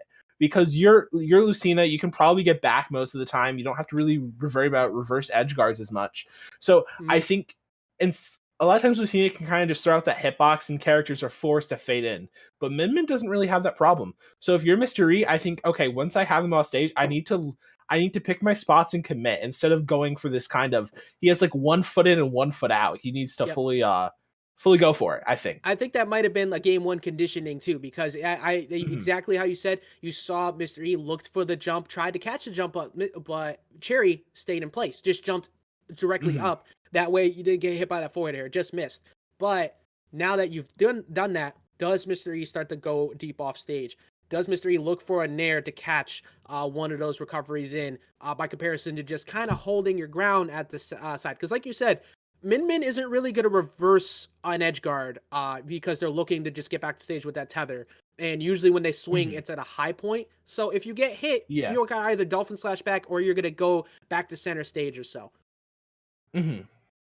Yeah. So I think if he can make those changes, this is definitely really, really doable. I wonder if we're going to be seeing the character change, but I really don't think it's necessary. I just think he needs to change the way he looks at the matchup a little bit. If I were to guess, he probably hasn't played many solid mins because there's a few. The two most notable that come to my mind are Cherry, who we're seeing here, and also Peckham, who's a pretty decent min as well. So there's not a whole lot. So yeah, the only thing I can think of in terms of matchup practice is maybe when DeBuzz was playing Min for a little bit. Yeah, that's true. That's about it. And DeBuzz very much more reserved in the style of Min that he was playing. Like he just constantly reading a jump. When you got too mashy, pushed you away, which is really good. There's both Cherry and DeBuzz's playstyles are relatively similar. Just Cherry's frame trap control was a lot better. But the smaller stage here, to Smashville, kind of cutting off a lot of the room for Cherry to work with. However, the way Cherry was playing in the last game, I don't think Mr. E can get too comfortable just yet. Yeah, already doing well in these ledge traps and errors, and that's exactly what he needs to look for. This off-stage or, pseudo off-stage game, exactly. Starting to commit more to these edge guards like I was talking about, immediately going out for it, not just throwing out a hitbox, actually moving to get there. Good adaptation from Mr. E. We'll see if it works out over the course of this game, too. Yeah, good job by Cherry as well, recognizing that Mr. E wanted to go off there. The delay of the final hit and Dancing Blade, it may not work as good in previous, the other iterations, but still that delayed hit gonna come through, get the KO. Mr. E only taking 28%, already looking much better here in game 2, and starting to capitalize on a lot more punishes by comparison. Yeah, I think one of the things people talk about when we talk about Mr. E is you talk about how good his neutral game is, and you talk about how good his adaptation is. And you're really seeing the adaptation come out in spades here. And especially the big thing, his strongest suit, the ledge trap game. Good job, you can get up attack to get out of there. But when you're stuck against the wall, against Mr. E, you take so much damage just trying to get back to stage. And already, just right now, up 3 stocks to the second one, has KO %, looking for the early jump, gets the fair again. That jump is gone, so you have no other option, and that's going to be a perfect edge guard for Mr. E. Yeah, Mr. E and I were thinking similar things after that game 1, it seems. Oh my goodness, and Mr. E catching so many options, trying to go for a canceled side B to look for the force match as well. Cherry is, this is, you never want to write down a match, but this might be one of those moments where you start thinking, okay, let me get some data. Unless I play very well, we might be looking at a game 3. Yeah, it just seems like Cherry's not playing with confidence right now. They're getting completely overwhelmed, and yeah, there's nothing you can do there. Mr. E completely smothers Cherry off stage. Gonna take that game 2 in just dominant fashion. I think dominant is underselling it. Yeah, dominant fashion was definitely the best way to put it. Once Mr. E got a hold of the lead and recognized, okay, once that jump is gone, there is no other mix-ups that that Min Min could do. You have a tether to ledge, and that's it. And when I have a full stock up, I can afford to go out there, because if you go down and I accidentally SD, I'm still up a whole stock on you. But Mr. E never even missed those opportunities. And then the mix-up game as well at the ledge. I don't think that we write off Cherry at all, because that game one looked very good. But that's definitely one you put in your back pocket, because that was rough. Yeah, Mystery showing us why he was a top seed for the event. I believe we seeded him at 3rd, and I think that game really shows why we did. Yeah, 100%. And we're already seeing some of the wider threats being removed. Now, FD normally is a very strong stage for Min Min, and I'm somewhat surprised to see us go here. But Mr. E is also, it's just one of those things where Mr. E is comfortable here. Mr. E understands how to fight here. The only thing that I worry a little bit about is you lose the platform. You lose the ability to escape away from Min Min's full screen pressure game. So we'll see if that comes into play. We're already seeing Cherry is able to keep this much closer at the beginning of the set by comparison to the aggressive approach that we saw from Mystery in the last one. Yeah, already making up most of the percent they took over the course of the last game. It feels like a major part of FD. I don't think it's too bad for Mystery though, because a lot of times Lucina can kind of anti-air you into oblivion. Min Min has a lot of control over that horizontal space, but vertically, when she's above you, it's really rough for Min Min. But that being said, Cherry so far is doing such a good job controlling the space. But we'll see what Mystery does for an edge guard. Yeah, just go straight out for it there.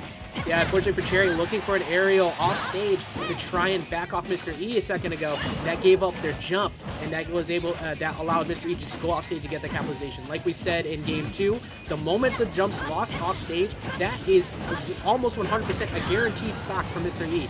And I like the down air finally showing its head. It hasn't really been used throughout the set to back off Mr. E and get a ledge trap. Yeah, definitely. Just kind of trying to space out with these arms aerials right now. Looking for neutral air with the megawatt, but just gonna find that nice little dragon arm. Gonna come out, take stock 32%. That's one kind of cross the stage smash attack waiting to happen. So definitely not too bad at this point. Yeah, these downers have been so consistent for Mr. E to get these solid punishes on Cherry. Not only does it give him solid stage positioning, but it gets Cherry off the ground in a weird spot that forces Cherry possibly to blow their jump. And that's what Mr. E's been consistently looking for. However, back up against the wall like that, again, this is exactly what a Min Min likes in FD. But when you commit to both hits like that, Mr. E is able to find that quick swing, and Mr. E's starting to take this lead back pretty solid here.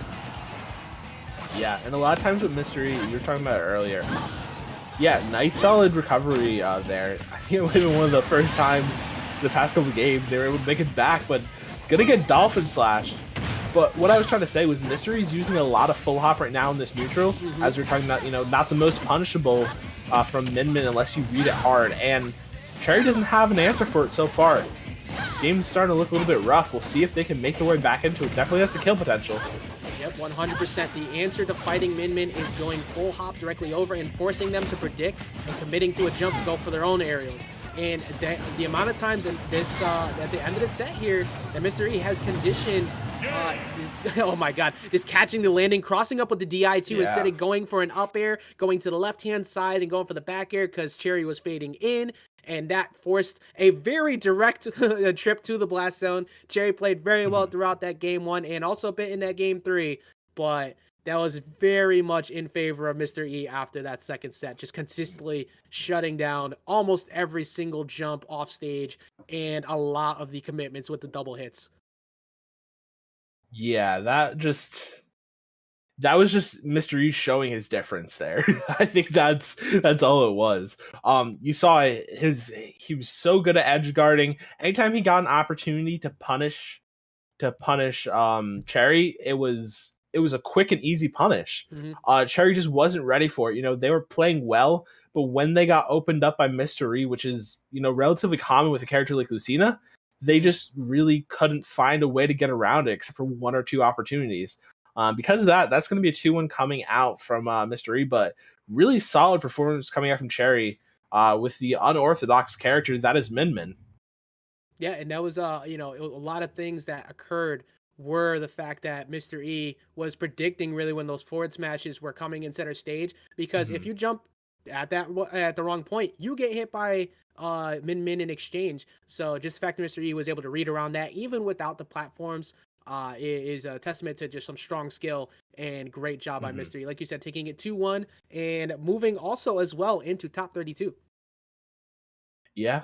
And actually, we got a Red Bull replay running that up right now. We're going to go ahead and show a couple of the capitalizations. First off, here in game number 1, we saw before the frame trap setup, forcing the air dodge and then landing right into the loving embrace of Min Min. Cherry taking full advantage of that. But here in game number 2 is when things just got so out of hand so fast. Mr. E's ability to capitalize at the ledge, not only with just that, but the edge guard situations, forcing Cherry into a spot where Cherry had to jump early, and then just capitalizing fully on that, because you could just go for a few of them there and then just dig deep to close it. There was no way you could tether at that point. Mr. E just tearing apart really all of game 2 with these consistent edge guards over and over and over again. Yeah, even when you're able to get the tether, if you're not able to snap fast enough, it doesn't really matter. And, you know, Mr. E, after game 1, I was like, okay, edge guard, edge guard, edge guard. Make sure you actually move your body out there.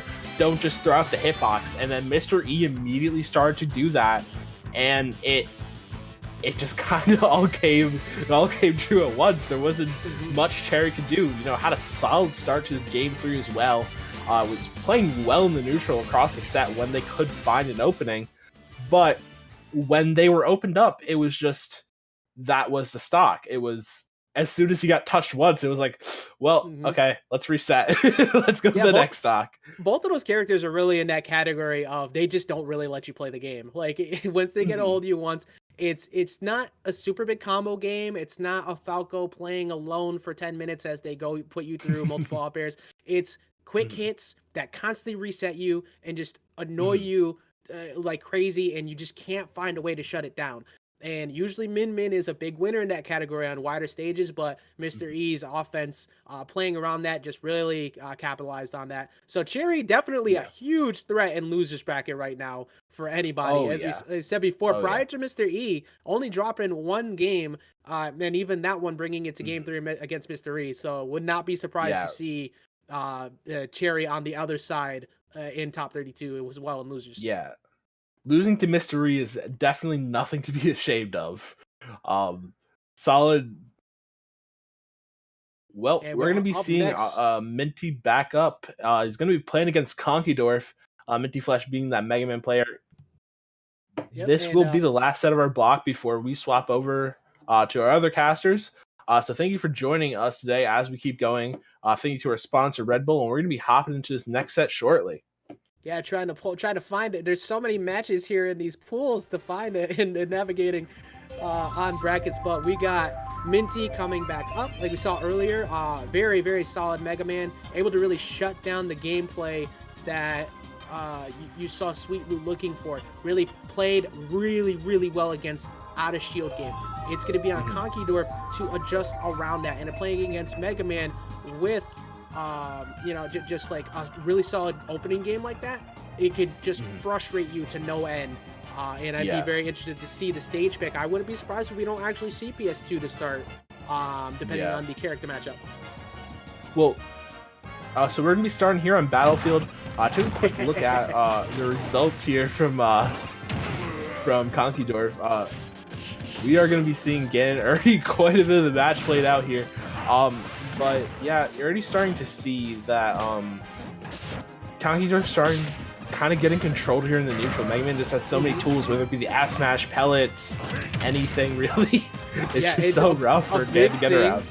Like, Ganon has such a hard time dealing with that, but it's similar to what I said before with the rule of 80 with DVD. You have to understand that you're going to get consistently damaged, but the big thing is the ledge trap game and the offstage gameplay. You have to play around the just the easy ledge traps that Mega Man can go for, and that was already a quick one right there with the ledge snap in the back there. What's the mix up here? Looking for the cross up, not going to get it, and up smash also just going to miss.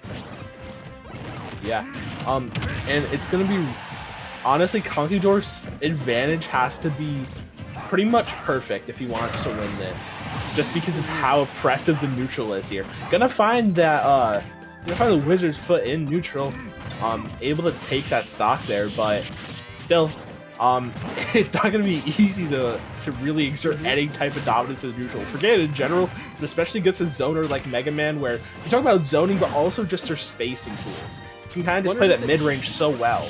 Yeah, one of the things that Ganon at least has going for them in general across all matchups is all you need to do is hit 3 times and they're at kill percent. It's going to be hard to get in, but it's going to be on Minty's defense. It's going to be so important. Not only has Conkeydorf been able to find a consistent amount of these chokes, but a lot of these air-to-air neutral airs as well. And if you can just get a couple of those, then you can find yourself some early KOs. And good job as well avoiding a lot of these edge traps. But when you're forced into a far spot like that, yeah, it's not too easy to get away from that setup there, and let alone get to ledge when you get knocked that far away. Yeah, definitely not. Gonna go for that Doria real quick. Just try to find the S-Smash to get something started, but Minty's just throwing out all his projectiles. It's an absolute barrage right now. Needs to be careful off stage. That's the thing. Mega Man's so impressive off stage against most characters, let alone Ganondorf, who has one of the worst recoveries in the game.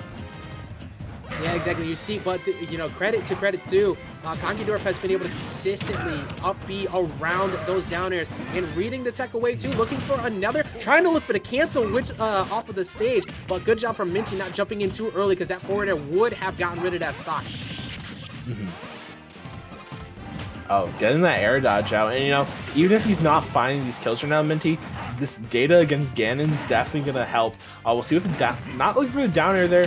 He's gone for a couple of these Trump bears, and I think that Conkeydorf is starting to really catch on to that that habit he has with punishes. Yeah, holding down that time, not going upwards to get hit, and unfortunately, oh, never mind, still able to get back, but gets the cross up with the out smash.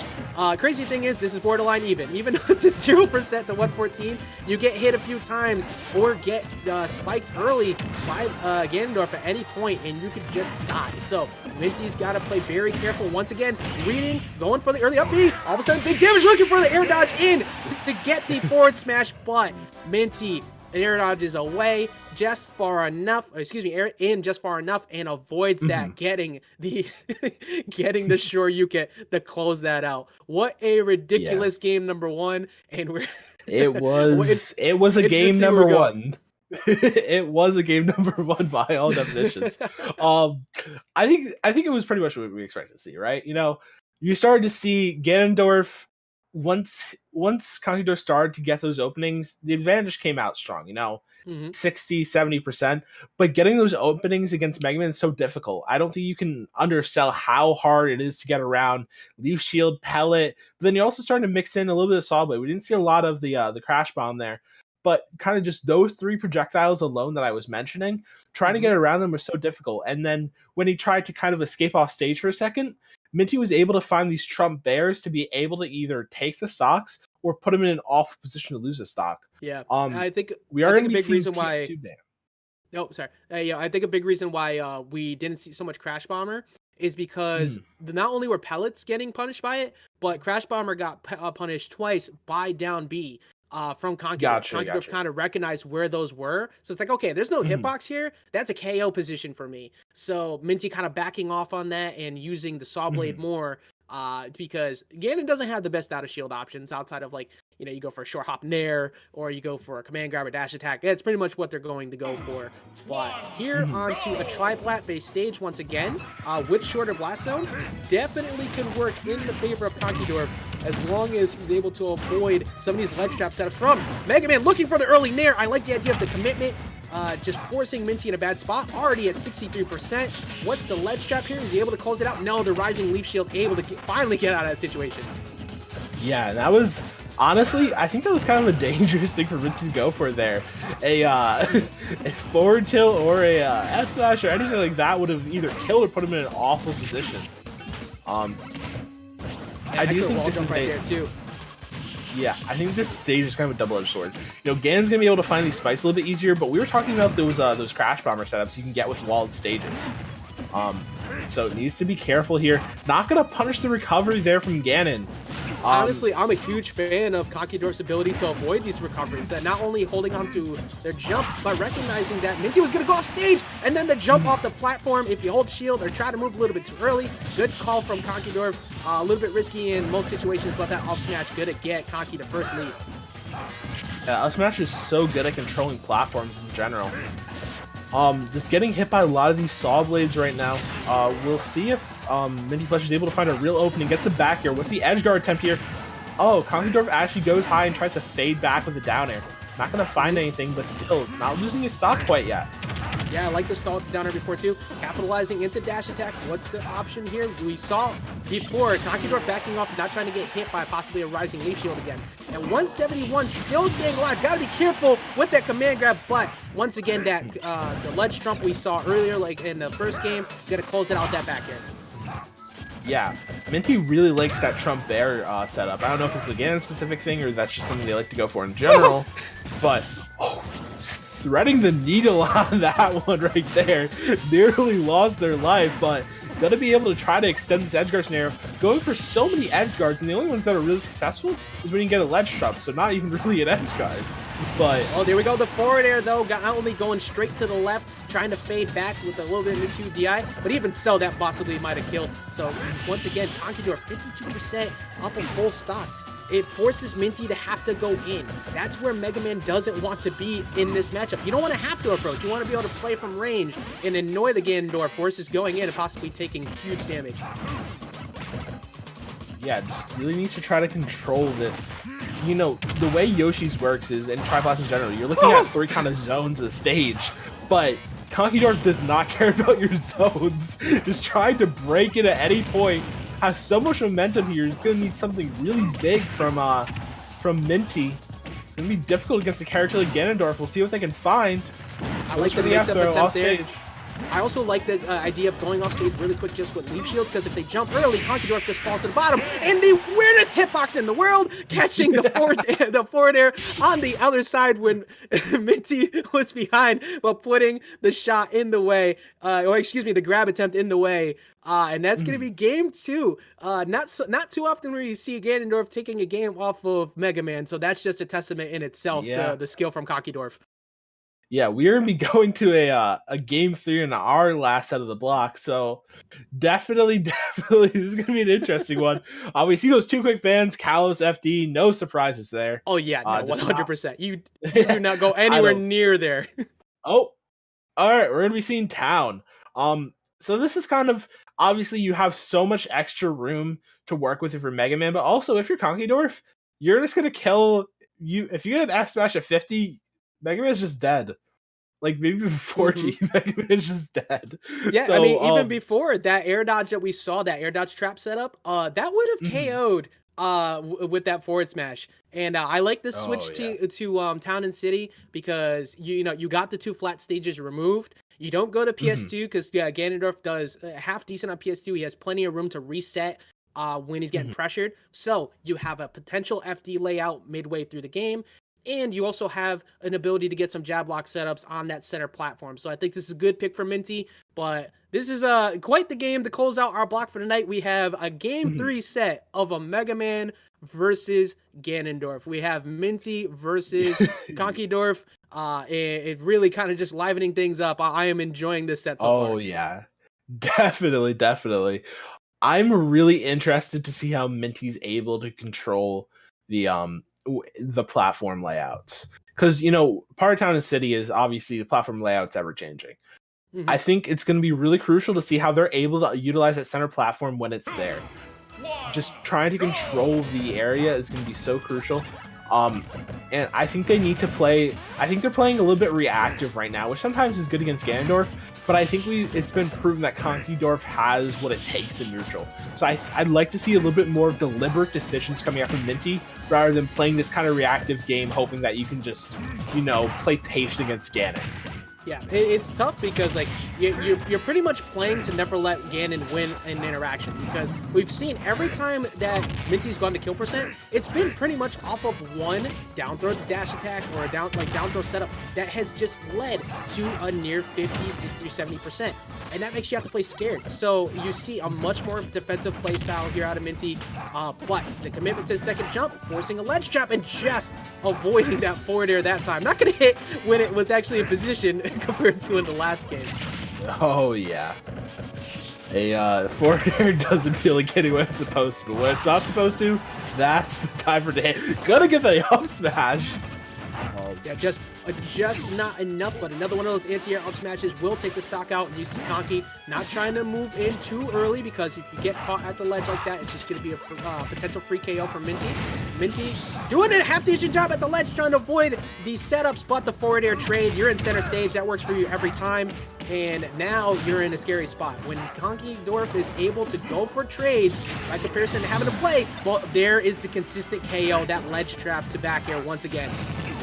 Yeah, that's the bread and butter kill option coming out there from Minty, using it again and again to find the stock. We'll see if they can work their way into neutral here. Able to get past ledge, but not going to find too much. Getting that nice little back air. Just kind of trying to whittle Gandorf down, but you know, Cockydorf's response is, let me just up smash real quick. Honestly, I like it too, because in that position, what's Minty most likely going for? You're probably going for a short hop nair, or excuse me, a short hop pellet. So it's like, okay, I win this trade with an up smash, so let me just put it out there. Let me anti-air you and force you to stay grounded. And those have been setting up those command grabs so well. Very even here on stock number 2. It is so imperative that Minty gets a hold of a stock lead right now, because you really can't afford to let Conkydorf be able to swing kind of freely in these situations, just barely missing the dash attack and looking for probably a spot dodge right there with the up smash. We're going to get grabbed instead. Yeah, you know, if you're Minty, you're really looking to get yourself into an all-stage scenario and go for the Trump Bear. It's worked time and time again. That's what you're really relying on. Going for a Shoryu is a little risky, and you're also... okay, up smash. Gonna get up smash with the unsafe punish, and... Yeah, there it is again, man. Like, putting pressure on up against the ledge, and good job retreating under the stage, because right there, most of the time, you're going to be looking for that early jump. You see a Conkydorf looking for the command grab, air dodge away. Scoops him a little bit with that out smash on the outer parts of the hitbox. Gonna get that back air. Okay, still in a good position. We are here in last stock, last game. Why? Why? I got enough. Why you do this? Why you? So, unfortunately for Minty, you know, Minty was. I was just about to comment on the great job from Minty able to close out that last stock prior, and then Minty decided that they were just done with JV2 though. I'm about to play Misery Business in the background, man. Like, I'm sorry. So, unfortunately for Minty, that's as unfortunate as you get. But Conkydorf, I mean, hey, the age-old saying, we take those. Gonna be moving forward in bracket on the winner's side. Yeah, in a that 2-1 clean JV2 coming out for Conkydorf. Unfortunate SD there for Minty. Definitely going to be seeing that kicking themselves a little bit. Overall, nice run through this bracket. We are going to be switching over to the casters here in a second now. Yeah, but you know, just one more rundown for everything. You know, obviously that one hurts, but Minty definitely got to be playing again in the future. We're going to be going over that right now with the Red Bull replay. The way that Conkydorf was able to just adjust around the pressure from Mega Man is so hard to deal with when you have a zoner like that. But Minty was playing well. It's just unfortunately ended in the wrong position. Yeah, was playing well overall. Just a couple little miscues. Unfortunate fast fall at the wrong time. But it looks like we are going to be getting into this replay shortly. So... yeah, it's just a second. Like I said, we're gonna be getting into it in just a moment, but again, just the way that you saw the Conkydorf's adjustment, even with that final game SD, that is hard to do in that type of matchup. Just being able to play around the defensive gameplay. Here we are in game number 2, like we were saying before, with what was probably the most confusing forward air I've ever seen. But just look at that. That was at 0% before that started. Okay, never mind. That was game 1. But just barely missing that forward smash attempt. and things started getting out of hand fast. Then here in game number 2, the consistent kill option of Minty going off stage, getting that ledge trap in the back air every time the side B was there. There was never a missed opportunity where Minty left that on the table. Yeah, every time they went for it, they hit it.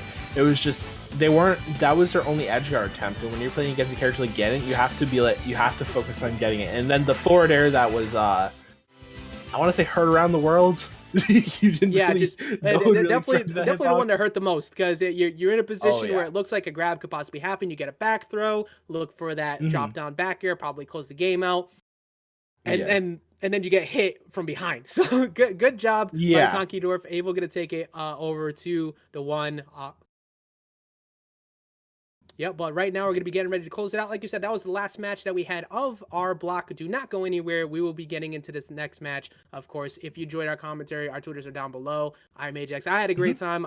Gray, I know you did too. Oh yeah, great time here today, and we will be back tomorrow with some more action. Coming up next, we have our caster swap. Like I said, you can follow us on Twitter if you're interested in seeing more of us. But that's going to be it for the two of us today. Yep, Max and Dre Charles coming up for you up next. Do not go anywhere. Got a lot more matches to come up for the $1,000 prize pool Northeast Qualifier. Don't go anywhere.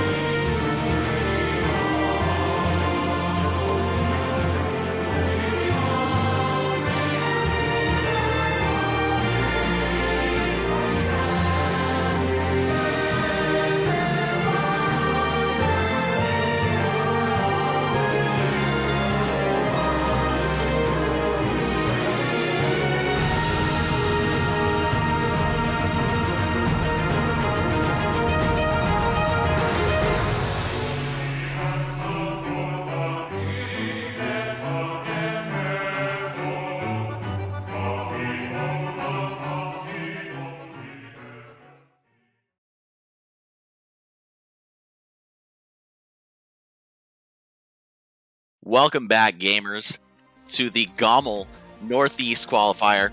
We're here with some of the finest talent in Tri-State, MDVA, New England, and all the sub-regions that surround that.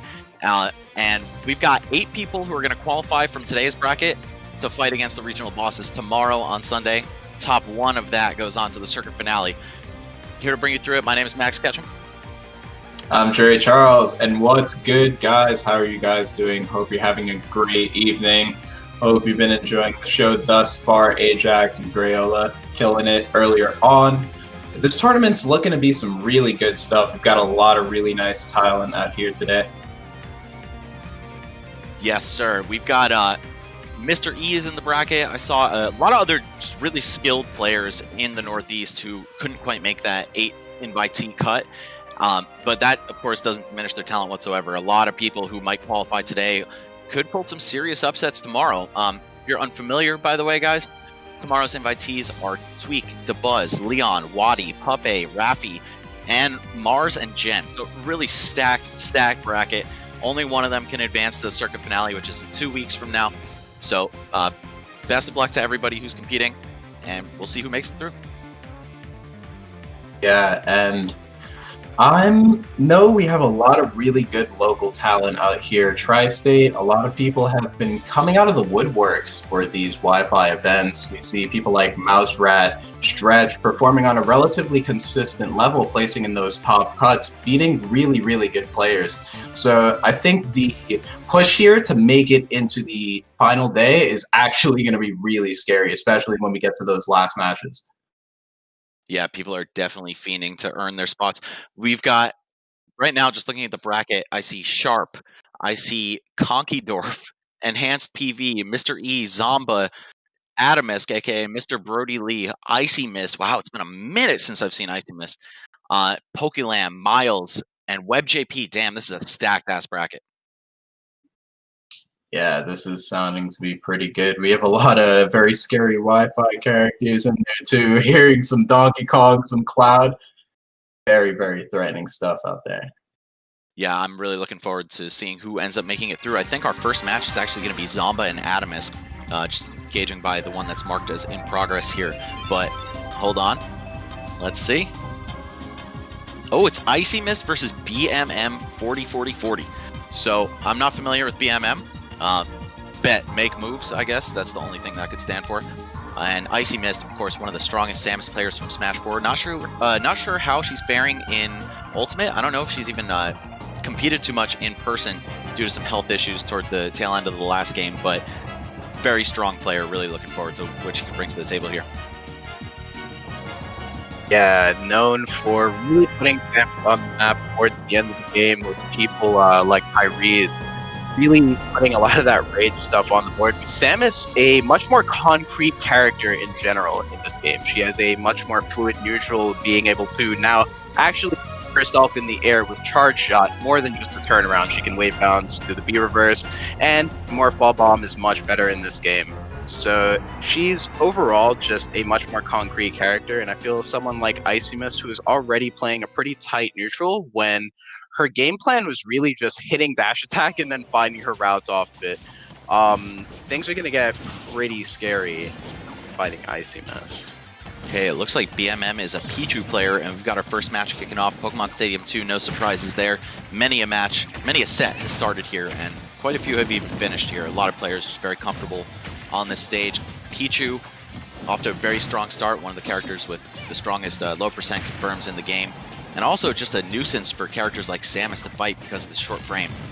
Yeah, absolutely. But he does explode very often. Very tiny character, very light. Is gonna get hit by those very big Samus, like back air and nair, and potentially dies early. Yeah, 69 at the edge, not a good look right now. I mean, Samus not short on kill power whatsoever in this game, especially with that dash attack buff from quite a few patches ago at this point.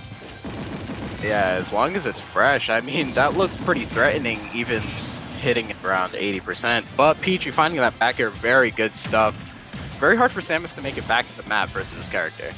Yeah, and that back air, one of the most devastating edge guard tools because of the multi-hits. It lasts so long. Pichu can drift out, drag you a little bit closer to the blast zone, and pick up some really early KOs, and we saw that in action right there. Let's see what BMM makes of the stock lead here.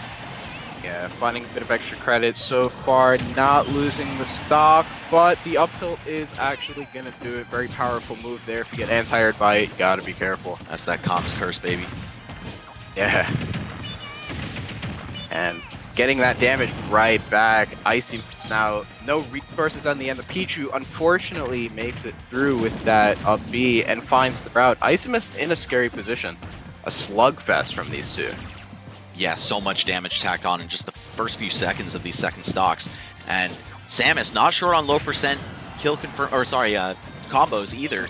See both of these players just opening really strong anytime their opponent freshly respawns. Ooh, the sneaky air dodge to get back in a down tilt dare. All right, BMM consistently setting the pace of this set here.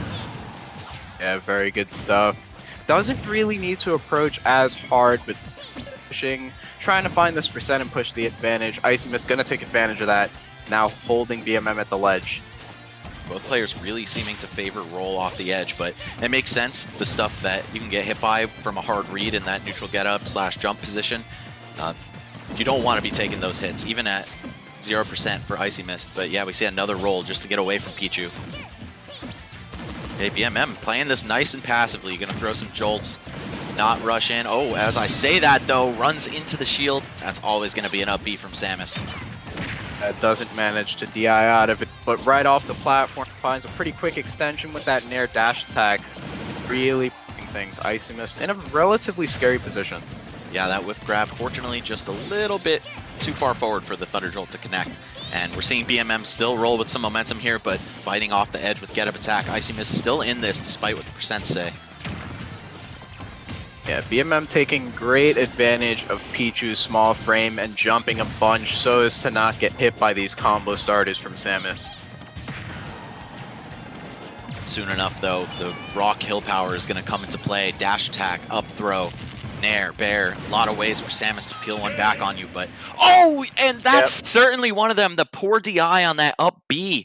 Icy Mist ripping the rug out from underneath BMM's feet and closing out the first game. Yeah, that's twice in a row. I feel like BMM DI'd the wrong way on up B. First one probably would have been a stock either way, but that certainly should not have killed.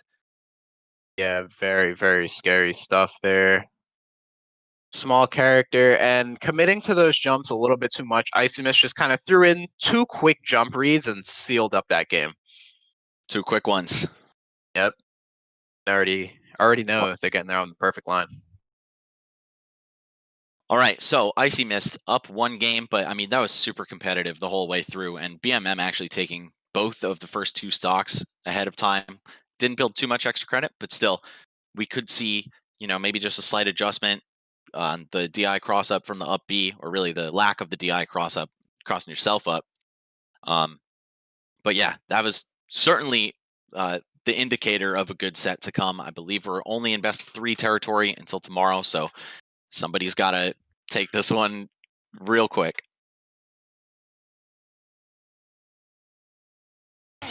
Okay. Going into game 2 is going to be PS2 once again, so BMM clearly comfortable here.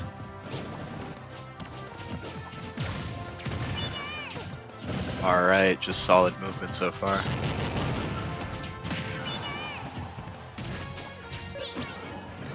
Okay, so I just received confirmation from the Twitch chat that BMM is actually from New York, so very close to us, unless it's New York State. It could be very far away from us. Wow, Icy Mist though on the receiving end of a 0 to death here. Very strong start for Pichu. Oh, the F-tilt trip, okay. Nothing off the fair though, yeah. It would have to be a mix-up.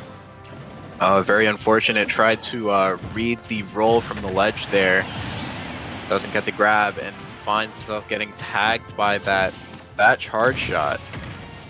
Okay, BMM is from New York City, by the way, so maybe we've crossed paths and just haven't noticed.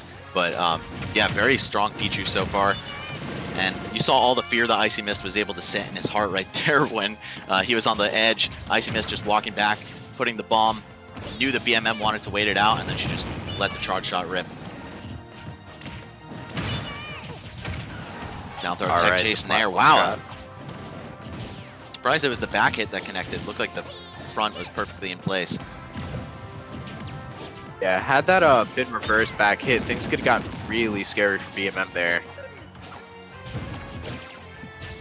Icy Mist trying to swing her way back down with down air. Oh, the parry, okay. Not too devastating of a punish, but still some good damage. Both players getting away with a lot of rolls off the ledge. It's like there's no way they'll do it again, right? All right, that dash attack could be fatal very soon. Pichu, of course, the lightest character in the game, below even the likes of Jigglypuff. You saw that up throw at 115 after the hit, almost taking care of him. Yeah, absolutely. One of the strongest throws in the game now. Going to seal up those stocks super early on the end of Pichu. I think this one's actually going to do it. Yeah, 115 before pummels. Alright, BMM with the chase right off the platform as we've seen before, though. Really taking advantage of those great Pichu aerials. Nair gonna allow him to break his space, allow him to break Icy Mist space. Ooh, looking for the reaction on the ledge option. Fortunately, just a little bit too slow on that get-up attack. Yeah, now we're seeing Icy Mist whittle down this last stock. BMM consistently puts themselves in the right place to punish the right option, but it's just a little bit too slow, but gonna catch that landing punish. Alright, Icy Mist with a chunky life lead here, but of course, a lot of room for this to get out of hand. Pichu, one of those touch you and give you 50 damage real quick characters, and you're seeing that right there. Some lightning loops adjusted for the platform too, very impressive. Yeah, it's gonna be a huge grab for BMM. Pushing this corner pressure. Icy not able to escape just yet, but the dash attack gonna do it. Pichu, really this game's definitive glass cannon, I'd say. So could see a forward smash, down smash, maybe even back air off the stage, close Icy Mist game away. Oh! Ooh. Getting up right into the down smash, but not enough damage built by the multi-hits. That yeah, only caught, I think, the last...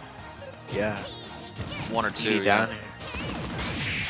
BMM with great coverage at the ledge there for those last couple of interactions. Really just tagging Icy for trying to go high.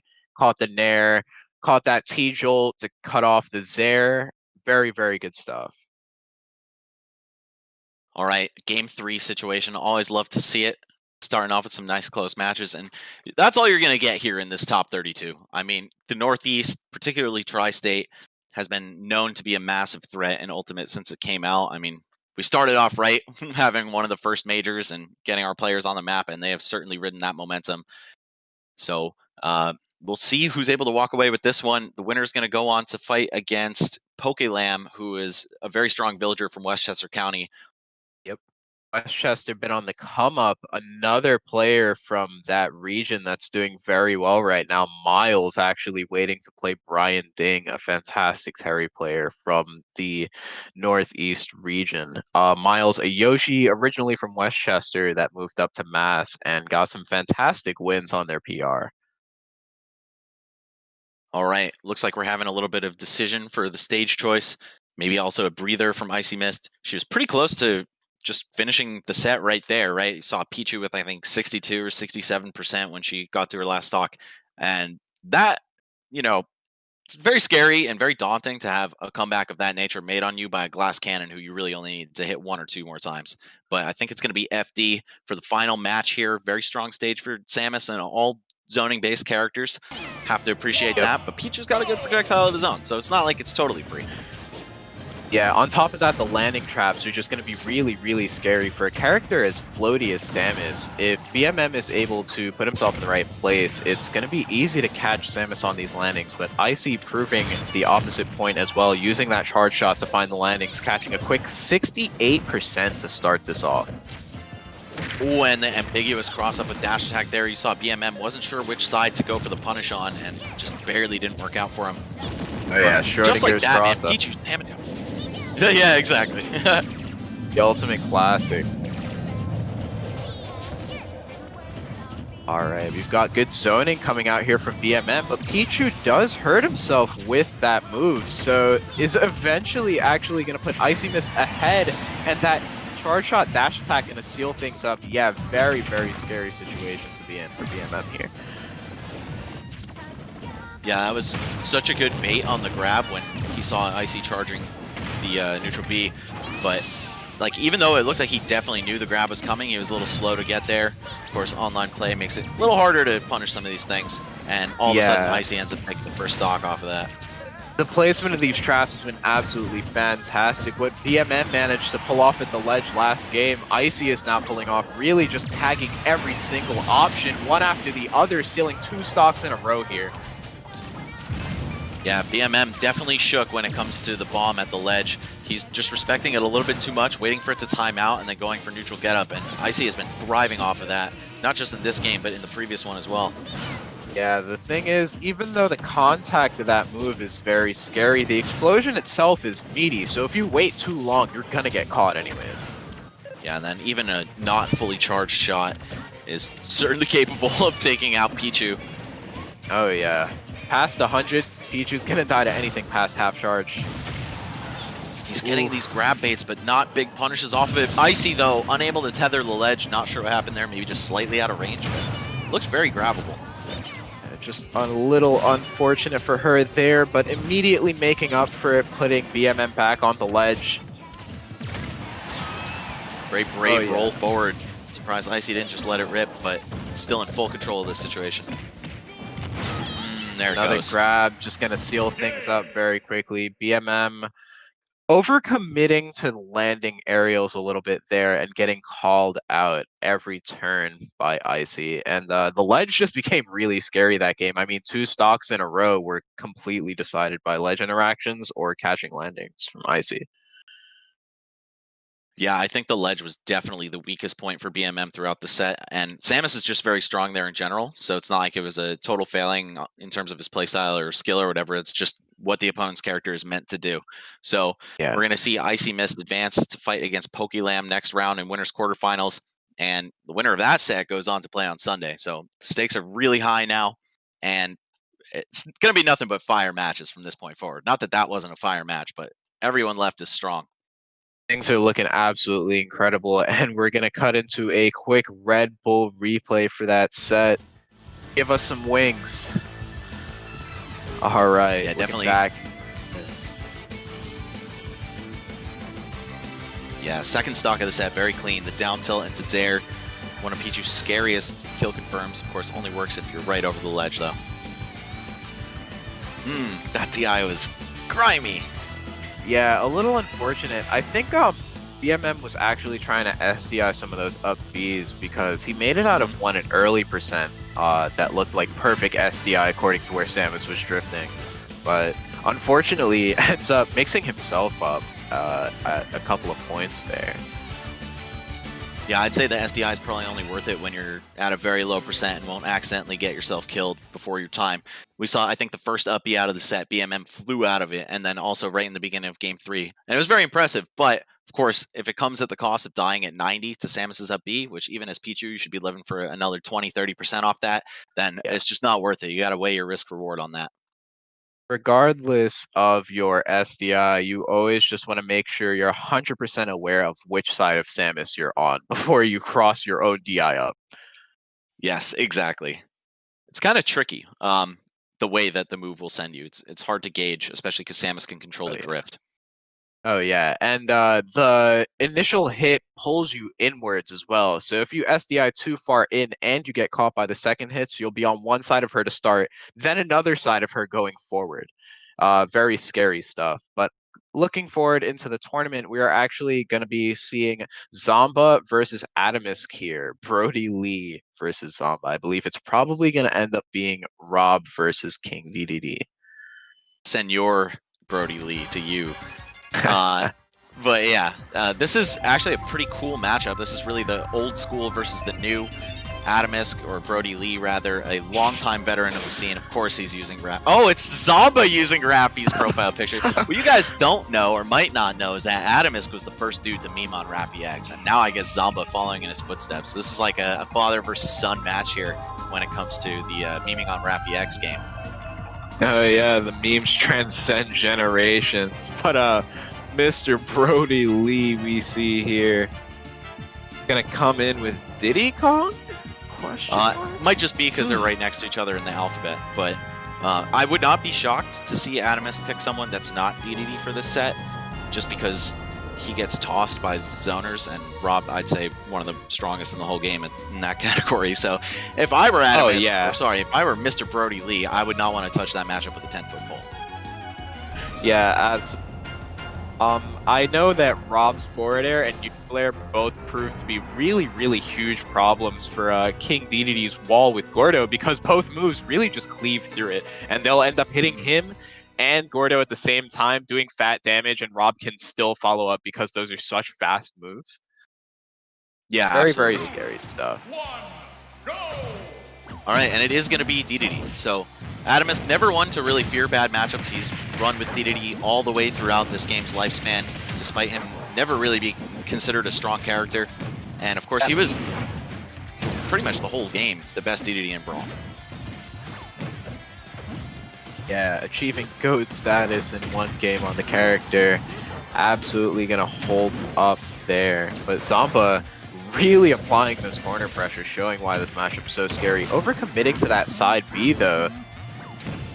Yeah, maybe hoping to catch the ledge option from Adamus, who I will be calling Adamus by force of habit. Sorry, it's Brodie Lee, guys. I'll try my best.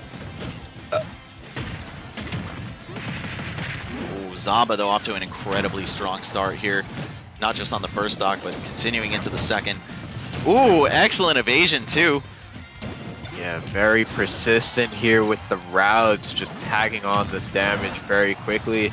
Zomba really taking advantage of how meaty neutral air is for a lot of this. Will threaten the air and this landing air dodge or spot dodge simultaneously. Has been finding a lot of damage for that.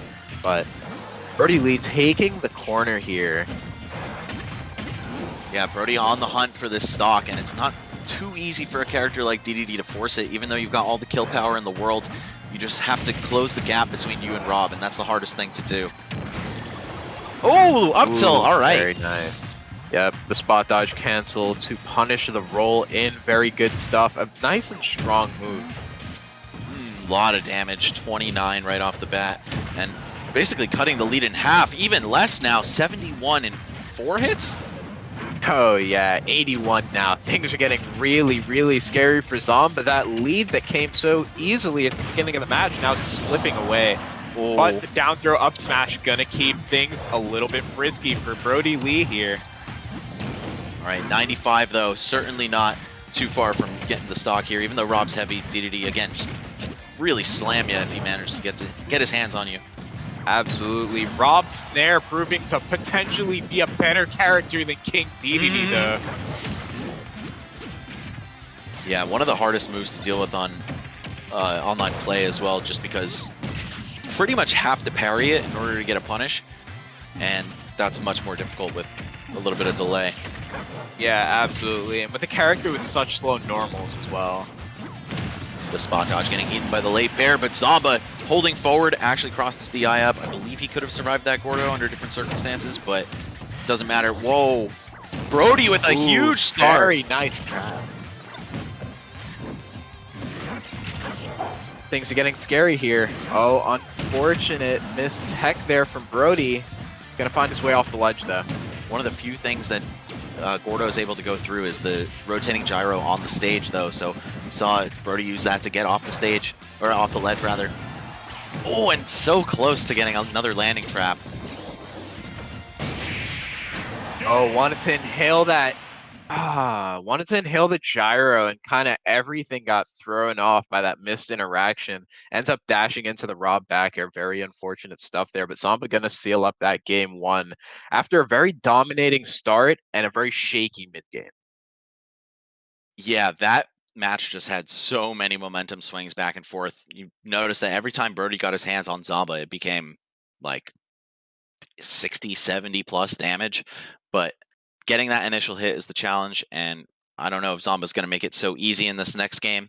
Maybe just cleaning a few more things up. Yeah, absolutely. I mean, we saw a second stock began from Brodie taking 81 damage just off the bat, off of landing traps and confirms. And that was incredibly good stuff, but then Zomba just said, you're really not going to touch me very much again. It's not going to happen very much. And we're going back to PS2. Brodie definitely thinking the map didn't have much to do with it. It was a very close game, all things considered. Yeah, I don't think stage really matters too much when it comes to these two characters, like other than, you know, you want to avoid FD, and Rob probably wants to avoid anything really tiny, but it's just very, very one-sided. Ugh. The meaty side B into the back air, gonna seal up that stock. Very unfortunate. Adamus getting Gordo down there. An move that just takes way too long. Okay, down throw fair. DDD still not short on bread and butters. He's got a lot of good ways to tack on some early percent, even without those shadow read Gordos that Brodie was going for in the earlier part of the set. But here we see Zomba using his air mobility just to avoid a landing trap, but the drag down up air, that was so sick. Yeah, just the one hit, very nasty stuff there from Brodie. Getting closer to sealing the stock out and evening things up, but the air dodge gonna make things scary. No ledge trap from Zomba. Wow, actually slipping underneath that forward air. Ooh, playing catch with dad. Quick recatch. He'll never slam this back at me, Zoomer. And you never will. Oh, man. But on that note, actually manages to very nice B reverse gyros off of the platform here. Zomba almost finding the confirm in the corner, but the back air out of the corner for Brodie, gonna come closer to evening things out. But the down throw is actually gonna end up sealing that gap back up. A full stock lead now from Zomba. Well, goes for forward there. Looked like he wanted, or forward throw rather. Looked like he wanted dash attack afterward, but missed the input. And now a full stock down. Let's see what Brodie has. Zomba, a single stock away from qualifying for tomorrow. Very scary stuff here. Catches the up tilt read, knows that Brodie wants jump out of shield. Really not much else that DDD can do. All right, Zomba picking some creative angles to get back to the stage here. As long as Brodie takes a stock before, I'd say 100, it's possible. Just because DDD has such great survival. Definitely is possible, and although Rob has incredibly strong kills, yeah, DDD is probably not really at risk until about 110%. Oh, and that threshold. Whoa! Jeez! All right, another move that is very difficult to tell which way you've got a DI. Similar to Samus's up B, that, of course, is Rob's up air. And Zomba going to seal the set with that one, advancing into Final Sunday. So congratulations, one of the best players on Staten Island. And just proving to be an absolute demon in the Wi-Fi era as well. Oh yeah, both Wi-Fi and offline. Zomba's been fantastic consistently over the lifespan of this game. But that was very, very good stuff from Brodie as well, demonstrating just very, very good routes and good neutral. But Rob honestly just makes things so difficult for DDD in so many spots. It really doesn't seem like there's much the character can do about Rob's there. Yeah, that is pretty much like a one-button win condition when it sends Gordo's back. It's safe on block. It's very difficult to just space around the move if you want to challenge it. That said, Brodie, formerly known as Adamisk, is a Brawl veteran. That neutral air was definitely spammed to hell and back in the early meta as well when Rob used to be considered a top tier in that game. So I feel like in an offline environment, he'd be one of the best equipped players to deal with it just because he's aware of when to challenge it, when not to. But, you know, online things always get a little bit more hairy than normal. Yeah, absolutely. Even just kind of getting caught for slight misdrift by the meaty part of the last hit of Rob's up air there at the end and not, well, it seemed like not DIing it properly, maybe dying a little bit too early.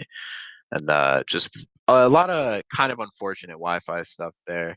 But regardless, we're going to ease into a quick Red Bull replay here for you guys. Look back at this set, see what went on both ends. Yes, shout outs to Red Bull Gaming and Red Bull Canada for putting this event on wings. very much appreciate your support, and Zamba definitely appreciates Sakurai's support in terms of buffing that move, man. Like, that used to be probably one of the worst moves in the game, Rob side B, and now it's just disgusting. Oh yeah, definitely incredibly threatening. The scariest thing about it really being that regardless of which side of Rob you're on, that last hit is always going to send you the direction Rob is facing. Saw him turn around after the side B facing outward to set up for back air, playing a game of chicken there with Brodie and trying to just wait it out so Zamba would retreat and go back to the ledge, but no. Zamba called Brodie's bluff for sure there.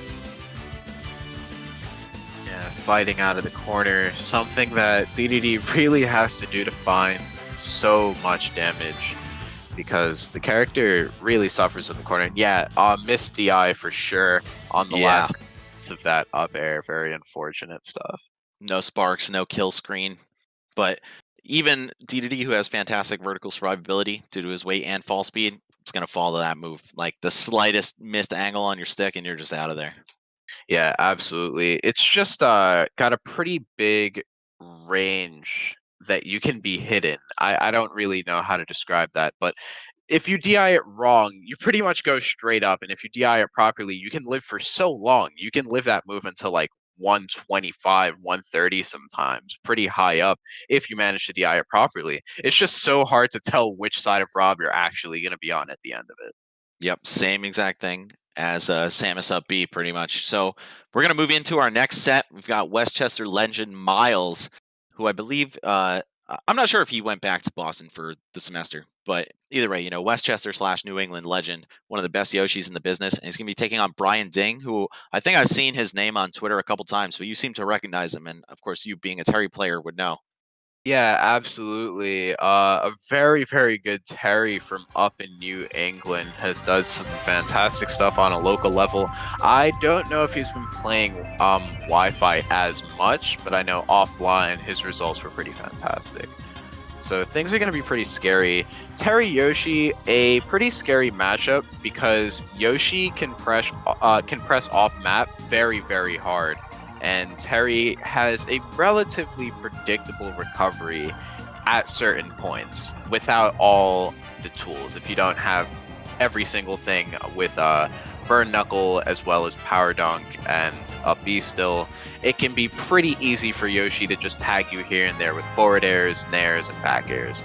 But Terry has pretty fat normals, and Yoshi's always had a very, very hard time dealing with bigger normals. Because Yoshi really doesn't have things that are depth disjointed. Really doesn't have aerials or normals that are depth disjointed.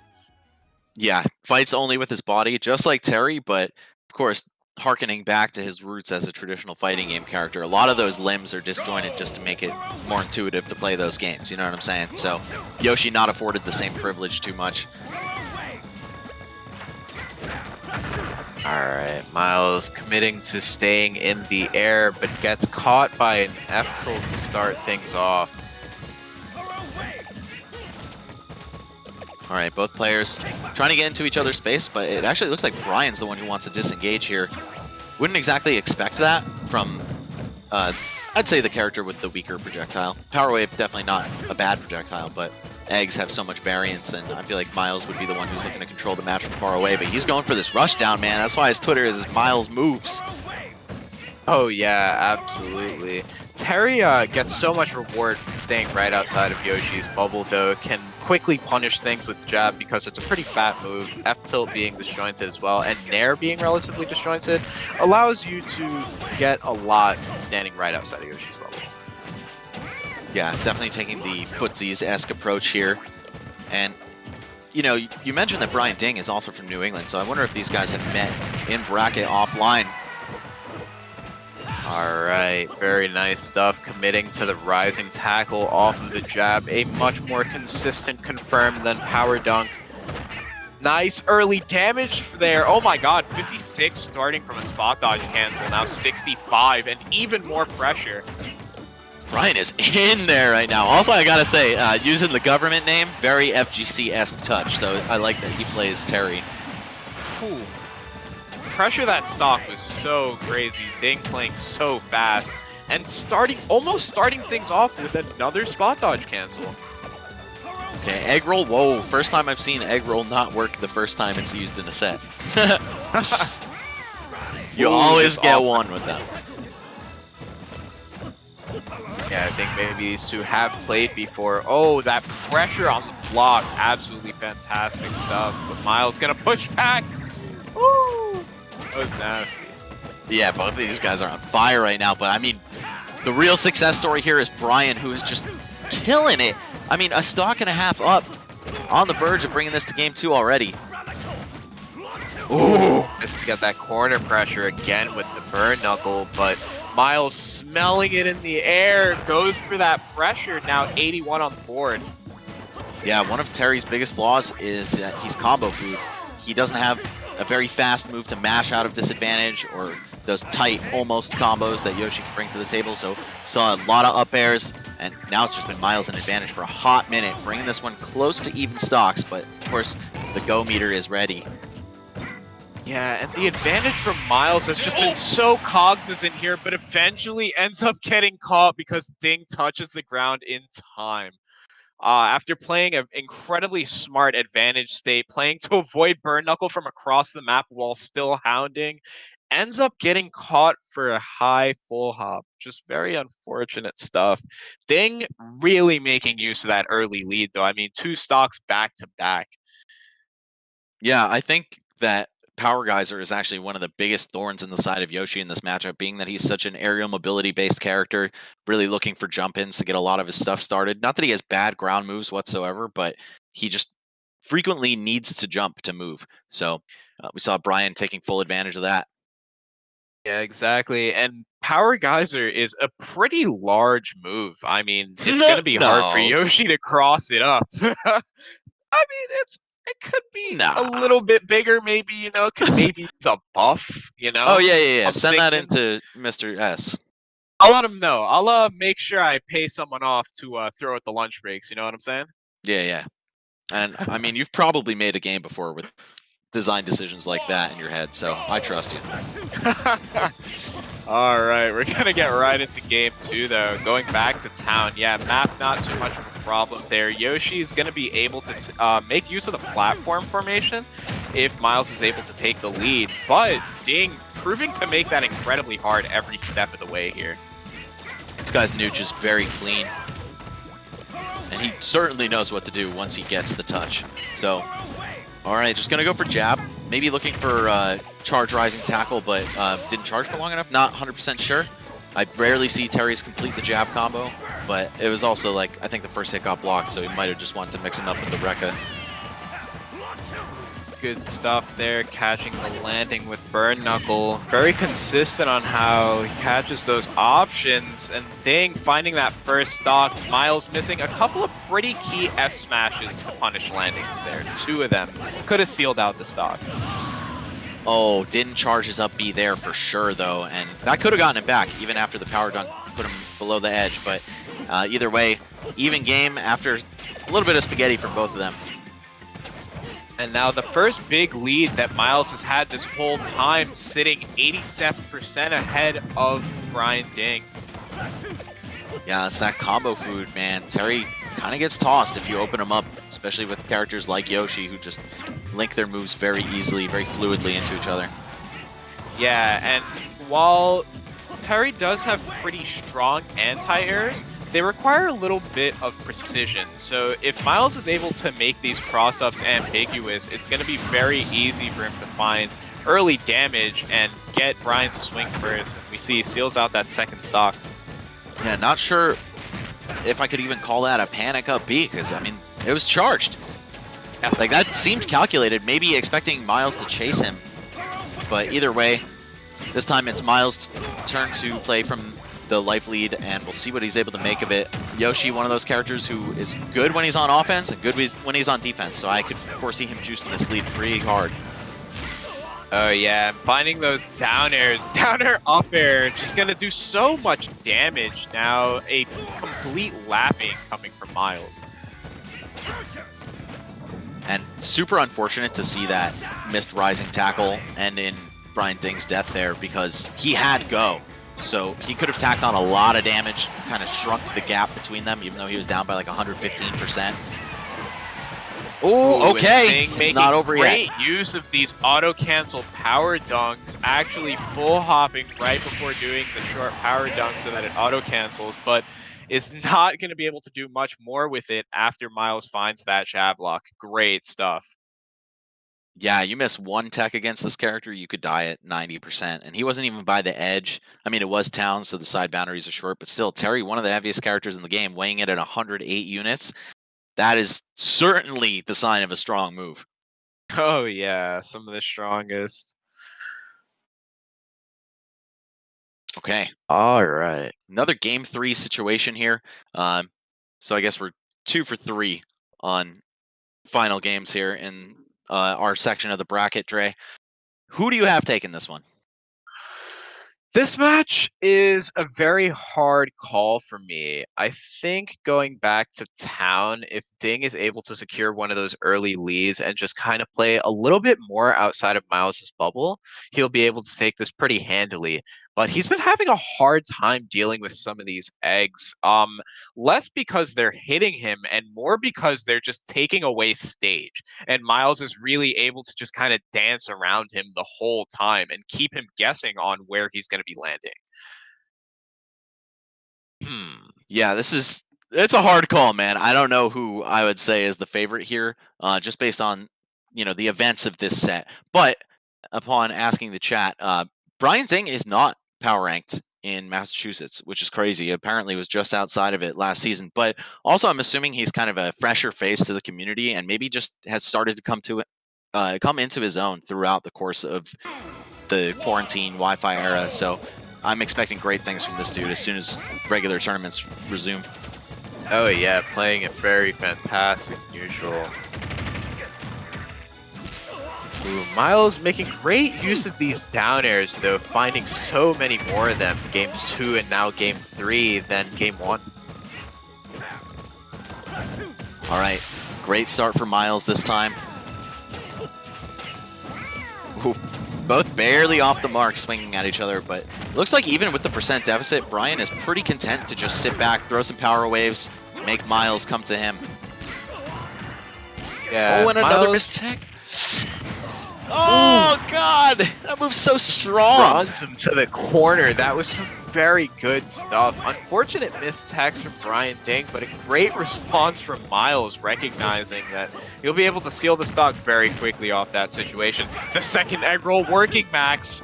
Everyone gets one. That's reverse psychology right there. Miles is just on a different level. He intentionally messes up the first one so the second can hit.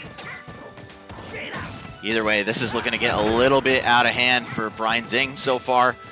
Almost a full life lead, or sorry, stock lead over him from Miles. I'm loving Still the the auto chase. cancel power dunks, but Miles is very aware of where Ding wants to put himself and has punished every one. Wow, the max range of that standing grab. I didn't think Yoshi would have reached him from there, but I guess Terry having kind of a wide frame. Very smart, patient stuff from Miles, making sure not to pick an option that's going to get easily snatched up by one of those super armor go options. Doesn't want to get cheesed. Ding does Speaking of- make it off the ledge. With Buster Wolf, though, very good stuff. But an over Wow. the middle. Oh, Brian's been getting away with murder on some of these rising tackles, but is he going to mash out fast enough? No. That could be a death sentence for a character with recovery like Terry. I think the play would be, I guess, just hold down and mash out as fast as you can, but you might get buffered down air or down B or something. yeah, exactly. Just It's need to so charge. scary. It's so scary. Yeah, a character that needs to commit to an input to make it back there. Just good stuff by Miles. But ooh, that burn knuckle gonna make things a little bit closer. But this lead right now from Miles is so bad.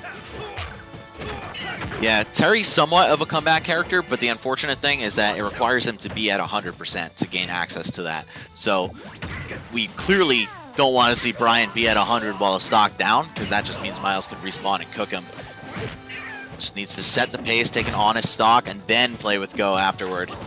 Yeah, making Ding makes fantastic use of spot dodge cancel attack. Yes. Has been finding I've great noticed that throughout conversions the with set. it. Has alleviated a lot of pressure with it. that burn knuckle. Very scary landing pressure coming here from Ding, but Miles is getting closer to sealing this out. All right, well, just as I was talking about, we see Brian already in go on his last stock. Just needs to play immaculately, and it is possible for him to choose this one out. Oh yeah, things are gonna get really scary here for It's really scary here for Yoshi. Has to make sure he's spacing around these aerials properly. Ooh, that's a very good recovery. Oh my god. Yeah, excellent spacing. Not even poking above just a little bit. Okay, Brian can close the gap with, I'd say, a solid confirm and then like a raw Buster Wolf or Power Geyser for damage. And then we could see Miles at a last hit situation. Yeah, every time Miles gets hit, I tense up so hard. Same. Oh my god. Looking for that This is egg. so scary. Oh, makes it off the ledge, but that second up air, very nice block strings coming out from Miles, just recognizing Ding is jumping out of block a lot, getting the punish to end that set, making it into winner's quarters. Yeah, no. No, that's finals. tomorrow. My apologies. Yeah. Yes, congratulations to Miles joining Zomba, Sharp, and Icy Mist as our winner side qualifiers. So congratulations to all four of you guys. Great job. Got a lot of New England rep here, or two New Englanders. Yep. And, you know, I guess Miles is borderline New England / tri-state, but still. Yeah. Right up there. Yeah, very good stuff. And honestly, with a performance like that, I'm expecting to see great things from Ding in loser's side, potentially to see Ding end up making it into the top cut of this event. Yeah, he's got to take a set on the winner of Mr. E and Sailor Saturn, though. So that most likely will be Mr. E. That's no easy feat, especially with a character like Terry, who can get kind of destroyed off stage. But either way, guys, we're going to cut into the Red Bull replay. Thanks again once more to Red Bull Gaming and Red Bull Canada for putting this event on wings. Super appreciate that. We're going to see that whiffed up B. He gets away with it. That's how you know someone's in your head, right? Like, not only do you fail to punish it, but you die for failing to punish it. Yeah, I mean, it's such a scary move for people to deal with because Terry has pretty free range of mobility after that move is done and moves pretty far during the move to begin with, so it can be kind of hard to chase him. But oh my god, this chase down from Ding's second stock was so nasty, reading every single option back to back to back. I think that was a 0 to death, actually. Very clean stuff, and we see the egg take care of him off the top. Miles, some excellent aim. Oh yeah, sharpshooter from Wild Wild Westchester. That was godlike. And of course, the Power guys are closing out that first game, but this one was all about Miles, and so was Game 3, to be honest, but Game 2 felt very dominant. Yeah, we see Miles just tacking on so much damage while Ding was in the egg there. And just the final seconds here, yeah, looking for that nair out of shield, but Miles jumping out of shield himself as well and closing it out. So that's going to be the set. That concludes all of our winners bracket qualifiers, but we have some good ones sitting down in losers. We've got Luffy MK versus Ling. So that's if that's actually a Meta Knight player, that's going to be Ling very as interesting. in Ling Ling? Yeah, formerly Ling Ling, but now just regular Ling. Oh, now just Ling. Okay. Yeah. I hear Belmonts. Yeah. So Luffy MK might be a Simon or Richter player, rather. Very interesting. Not too many of them out there. If you guys have seen the Play of the Year video, you know that Ling has done some messed up stuff to Belmont players. Peach really gets away with murder versus them. Turnip's just brutalizing this character's recovery. Yeah, any item that you could just throw in a straight line to interrupt either the Shoryuken or the tether to the ledge. Really bad stuff. Of course, they have one of the poorest recoveries in terms of distance and like mix-up ability. Absolutely, but we've seen a lot of big brain stuff as of late coming out from great Belmont players on Wi-Fi, and I'm sure we're gonna see nothing short of that here today. I'm not sure how I would call this matchup in terms of the neutral. Like off stage, obviously, and once he gets hit, Richter or Simon is going to get destroyed. But I mean, Peach doesn't like fighting against big disjoints in general, right? Characters like Game & Watch, Lucina, Shulk, probably pretty annoying for her. Yeah. That said, Ling, some of the most disgusting confirms in the game with Peach. So we could see him just make every hit so worth it that it doesn't matter if it's a bit of a struggle to land them in the first place. Oh yeah, and I think one thing that will be on Peach's side here in the neutral is going to be that micro spacing with float. It's going to make it very hard for Belmonts to really pinpoint any specific swing, and a lot of Belmont swings are much more committal than they seem. Hazmat is in the chat saying this matchup is even AF, so I mean that might be a bit of an embellishment. I feel like when you play low tiers, you're inclined to think even like a 60-40 could be close to even, just because it's not as bad as some of the other top tier matchups, but I'm not sure. I mean, I'm sure Hazmat knows like 100,000 times more about Belmonts than I do, so I'll trust him on that, and he's probably cross-paths with Ling as well. Yeah, but I mean, these conversions, it looks like Belmont's the perfect way to get murder-lurtled on hit by Peach. Yeah, exactly, and a large frame to top it all off. Oh yeah.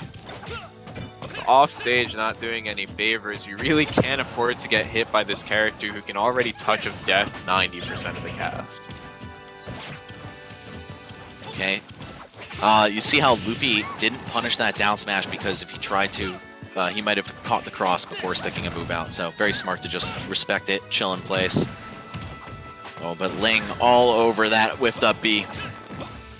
Very nice wake up F tilt there coming out from Luffy. Those are going to be a great help versus Ling, who doesn't always commit too hard to the tech chase. That corner pressure. Okay, stocks are even. Out. Yep. Belmont, one of the hardest characters to get off the ledge against, if not the hardest. Oh yeah, and Peach's options off the ledge aren't particularly amazing, so if Luffy's able to catch the right things, it can be very hard for Ling Ling. Yeah, especially because she doesn't refresh float until she comes back on the stage. So you only get that one time, and even if you get hit and you get your invincibility back, you're still not getting your float until you touch the ground. Luffy overcommitting a little bit to these item tosses when he manages to catch those turnips can perhaps afford to wait just a little bit longer. Very nice nair to bear. That was very clean. Love to see it. Looks like Luffy's trying to stay very mobile with this zoning game, but Ling can just sit back and respond with turnips too. Peach, even though she's normally a close combat character, just having access to an item to throw is very helpful against other zoners. Absolutely. Luffy kind of running Link down here, though. Yeah, I feel like, you basically have some really good set play as Belmonts. I feel like they can stick it to you when they want to. It's just not the ideal situation for them. Wow. One of those was a stitch, right? That last one was a stitch? Or dot eyes, at least. I think it was, it was one of the stronger ones for sure. Definitely not a stitch, though. Oh no, trying to tech, but the hit was too weak. Yeah, that's so unfortunate. But a good idea there from Luffy, really cleaning things up towards the end. And not exactly keeping things even, but could have been a different game with one or two more neutral wins on Luffy's end, for sure. All right, so, I mean, Ling, of course, just a legacy player ever since Brawl. Started off in Puerto Rico, moved up to Connecticut a couple of years in, and just has been strong in both regions ever since. So, no surprise to see him. And, of course, still Rocky Peach, by the way. Played DDD and Kirby as well in Brawl, but Peach has been a constant in his character pool. Not surprised to see him performing really well here. Could sneak into finals day through the loser side. Actually going to check who sent him to losers in the first place. Yeah, I was going to say, it's actually pretty surprising that he lost the game before finals day. It was a DQ, Yeah, it was a okay, DQ. very stuff, but very quickly making up for it of how to make it in through loser's side. I was actually going to say, like, I bet he got DQ'd or just forgot his match was up. And what a way to go, right? Like, oh man, I forgot to wake up in time for the tournament, and now I'm just going to make it in anyway. Oh yeah, but Luffy proving that he's not going to let it happen just this easily. Really sticking to the pressure now. No resources on the end of Ling Ling except for float, but does get that nair on the way down. Oh, almost connecting that forward air that would have wiped Richter off the face of the earth, but now we're seeing Luffy with the chance to set the ledge up the way he wants it. Holy Water's axes, but no, it's actually going to be Peach closing the distance with side B. Not exactly the most threatening zone-breaking move, but still, it's some way to move faster horizontally throughout the air. So, good usage of it by Ling Ling. And the fact that she can float right after it too is very, very nice. Makes it a very nice tool. Whether it hits on block or it actually hits you, she can immediately begin to set up pressure. Slipping right in there for the neutral air to close out the stock. Ooh, an up B, just busting him out of a bad spot. Luffy not taking too much there. Still a fat 45 from Link, finding those item combos. Those down-angled fares, one of the most essential components of this character's zoning, but looks like Ling has just had no problem avoiding a lot of the stuff that Luffy is throwing out at him. Yeah, this matchup turns out to be a little unfortunate though, because Belmont really doesn't have the best grab in the world, and Peach is gonna want to be shielding so many of these situations, but it's just such an obvious grab that takes so long that it's really hard for Luffy to set up those situations and actually get very much off of it. And I feel like sometimes you just gotta really disrespect the ledge traps from Belmont. You saw right there, Ling just sliding in with a roll, all of a sudden he's out of trouble. And if you give them too much time and too much space to set up, that's when it starts to feel like you'll never get off. Yeah, a lot of the time the trick is to move in between reps of items that they're throwing. Like if they're committed too hard to the axe, you pick roll because you'll be right in front of them and they have wasted so much time actually throwing the axe out that they can't do anything.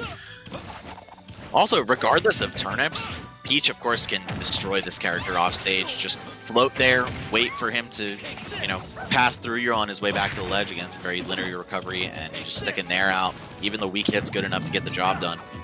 Oh yeah, exactly. And then you have back air, just a bigger move horizontally, I believe. That's just a little bit stronger as well to catch him off stage. And things just get really, really risky really quickly for Belmonts. Yeah, and you can just linger there, no pun intended, and get some serious edge guards going. Oh, the shield pressure looking clean, but of course having a DP makes Richter really good at dealing with Peach up close, so you notice Ling isn't just able to kind of freely mash on his shield as he would be against a lot of other characters. Yeah, Luffy's been doing a much better job out of shield, not letting Ling Ling take these ambiguous cross-ups for free. Oh, Ling actually won the Nintendo vs. Challenge Cup. Did not know that. Nice. Thanks, chat, for letting me know. That's crazy. That's hype. Is that what the DQ is for, to win Challenge Cup? Oh, I don't know if it was today. I didn't know if that was just like a random tidbit or why he had to miss his winner's bracket match, but either way, Ling Ling, if he wins 2 tourneys in one day, that's some godlike stuff. Oh, yeah. Ooh, very nice stuff. Good pressure in the corner from Luffy, but 119 on Belmont. Any straight hit is going to make things incredibly scary. Okay, slipping by with the roll. And the chase down begins for Ling. Even though he's got a massive lead, 120% up here, he probably just wants to get this over with. It is a best of 3, 1 good hit, close it out. Oh! Wow, still active all the way at the end of that path. Ooh, very nice conversion there. The fair into returning cross into up air. Huge pressure coming out from Luffy. We're seeing Luffy come online here. Oh! God! What a comeback! And you just see how rushing in can cost you against this character. Don't let the pressure get to you. Don't see the win before it's in your hands. And that's not going to happen to you as much, but it could still happen, man. Sick comeback there by Luffy MK, taking this to a Game 3 situation. And you know what's crazy? This isn't even for playoffs. This is for the right to play for playoffs. That was insane. I mean, that fair, we see use of 2 returning cross setups in a row, just so nasty from Luffy. I believe it might have been weak or medium hit forward air into the returning cross into up air to set things up. Might have actually killed on a map with a smaller ceiling, but then immediately finds that returning cross into up air to seal it out. Huge pressure. Ling Ling just kind of playing disadvantage, a little bit shaky there as Luffy came online. Dude's brain's fucking huge, man. Yeah, that was fucking intense. All right, well, game 3 situation between Ling and Luffy. One of these guys is taking home an L. I'm not talking about the one in their tags. So Pokemon Stadium 2, usually you see a set start here, but it's going to finish here for this one. All right, we see Ling now committing to a bit of a more ranged game. Doesn't want to get hit at all by Luffy after what he just saw at the end of that last game. Peach Bomber paying dividends for Ling in this set. It's kind of crazy. You don't see that move connect too often, but I feel like in Ultimate it's the best it's ever been. Just has really long hit detection. Yeah, absolutely. And for a character like Belmont, who has to commit pretty hard to the anti-air, deciding if it's going to be up tilt or up B pretty early, it's hard to make the decision if she's flying you that fast. All right, so far a good start for Ling, but could see Luffy turn things around. I mean, if the Belmonts don't get gimped, they have really good survivability. They're pretty heavy. It's hard to get your hands on them if they're playing optimally. And I wouldn't be too scared of a percent deficit, even as a zoner who, of course, really wants to have damage in their favor. Yeah, absolutely. And being anywhere past like that 20 to 30% mark versus Peach is always a good sign, right? Because you're not going to get hit by 5 combos, by 5 hits because you got tapped by light and air, or because you got tapped by down tilt.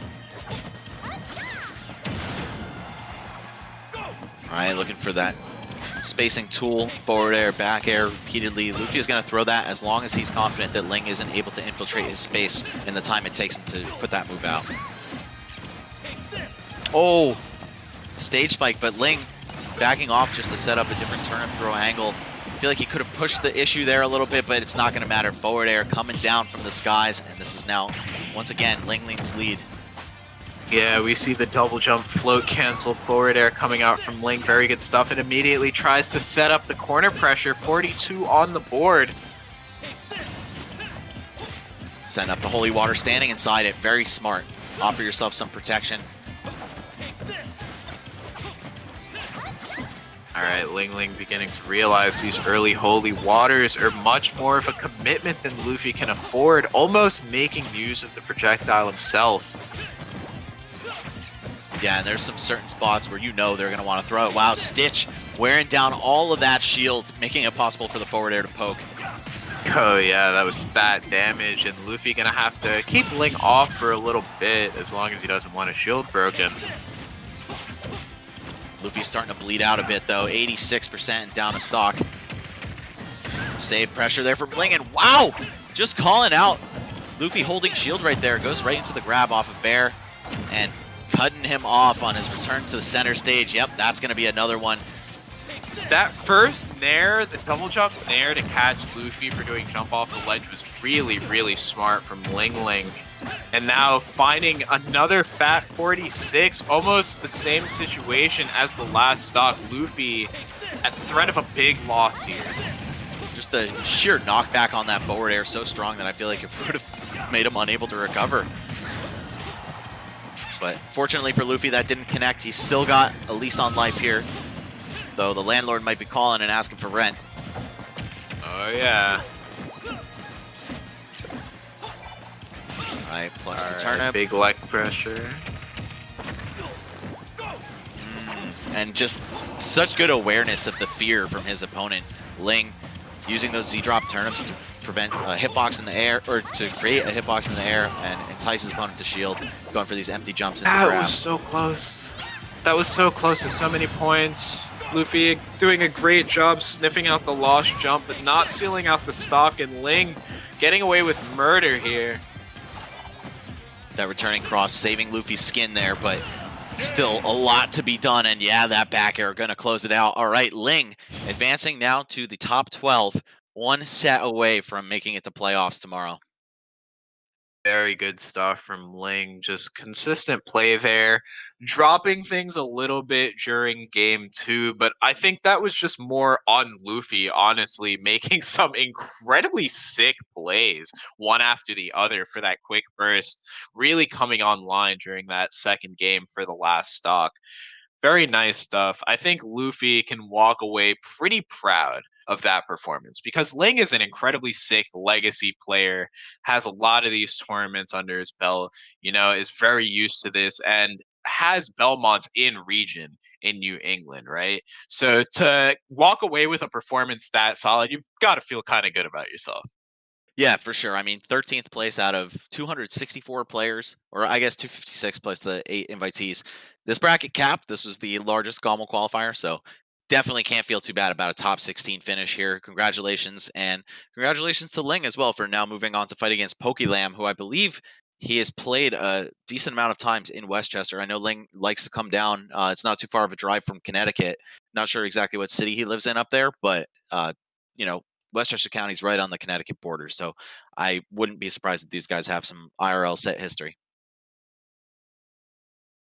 All right, and yeah, we're gonna look at this 0 to death from game 2. Absolutely disgusting play. Quick Red Bull replay here. Yeah, so we see that nice low-hanging tether. Wow, it starts with an up B. Would not have expected that, of course, because it's not really a combo starter. Look at that wave bounce cross, too. That was so nasty. Yo, the movement here is insane. Oh, okay. The 0 to death interrupted by one Peach Bomber, but it's not going to matter too much. Yeah, right into the returning cross, into the up air, and then he does it again to win. Yeah, the down smash to catch the landing. This was so disgusting. You forgot about that? You forgot about that right there? Oh! How'd you forget? How could you forget? What's wrong with you? I just threw it, bro. Yeah, this is beautiful. I'm down to watch this one again. Can we go Throws back? the holy water. Go back. There's one point during the beginning of the clip where he does the wave bounce cross, back air, and then catches the water and keeps it going. So he does water, Ling catches it, throws it, he catches it with Nair, water throw down. Oh my god, almost gets the grab off that too. Like, just keeping up the pressure there, the recognition was so nasty. See that one more time. So fresh. All right. One more down and a couple more to go. We've got Brodie Lee versus 9 Super Pie, Conkydorf versus Noku, Brian Ding versus Mr. E, and Pokelam versus Ling as our final qualifiers. And I believe 2 of those sets are already in progress. So I think we're going to move on over to Brodie Lee versus 9 Super Pie. See who... Okay, yeah, and then after that, it's Pokelam versus Ling, and then we're done. It's going to be pretty hype stuff. Good placements, everybody really making great showings out here, showing that Tri-State is not to be played around with. Just everyone from their respective regions doing an absolutely fantastic job. Brian Ding, who a lot of people probably hadn't heard of before today, making a great showing and potentially about to make it into playoffs. And then we have names like Miles who've been on the come up, names like Pokelam who on Wi-Fi has been very, very consistent, doing very, very good stuff. Brodie Lee, Adamus, fantastic offline and only recently coming back to online, but still doing a good job. And some household names as well, like Mr. E, Zomba, your classics, you got everybody here. Yeah, your New York PR guys, and Sharp as well, who's actually like, in terms of the Wi-Fi era, a little bit surprising that he wasn't one of the invitees, but when you consider how stacked the talent is in the Northeast, just like barely missed the cut. But of course, he qualified in winners. Zomba qualified in winners. Icy missed, and Miles also qualifying through the winner's side. So we're about to see who our final 4 additional contestants are for the top 16 of the Northeast region tomorrow. And of course, guys, if you're unfamiliar with the circuit format, today's the Open. It's going to be playoffs tomorrow, so the top 8 of this versus 8 invitees, and then the winner of playoffs is going to go on into the circuit finale, which is on, I believe, the weekend of November 7th. And this is the final qualifier. So we've already had all of the other 7 decided. It's Spargo for Mexico, Ned for Midwest, Best Nest for West Coast, Grayson for the South, Riddles for East Canada, Esam for the Southeast, and Ouch for West Canada. So all Chads, all gamers in their respective rights as well, and we're going to see just who it is that meets them there. I'm quite sure that none of them have ever seen a 113 in their lives. I don't think they ever fucking will, man. All right, going into our penultimate set for the day, it's going to be Brodie Lee versus 9 Super Pie. Oh, sorry. No, never mind. I misheard you, Ben. I'm sorry. You probably think I'm an idiot now. No. That was on me. I thought you were confirming that I was right when I said the Super Pie set. But yes, this is actually the last set of the day. Pokelam versus Ling. So Ling stepping up to the plate twice in a row. Let's see if he can transfer that momentum. Hopefully not peter out too hard.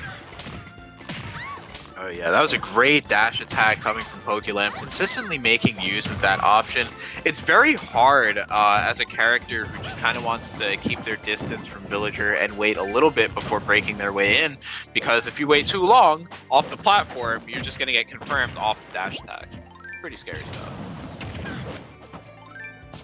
Pokelam, one of those players who, even though he's quite good offline and definitely has results on the local level, hasn't really shown up too hard at a major yet, but insane on Wi-Fi. Like, we even in the very beginning of quarantine, we started seeing like some salt tweets from his opponents, and you love to see it. I'm always curious as to like what makes up the style that infuriates people so hard on Wi-Fi slash, you know, brings in those results. So it's going to be a good chance to watch and learn right now.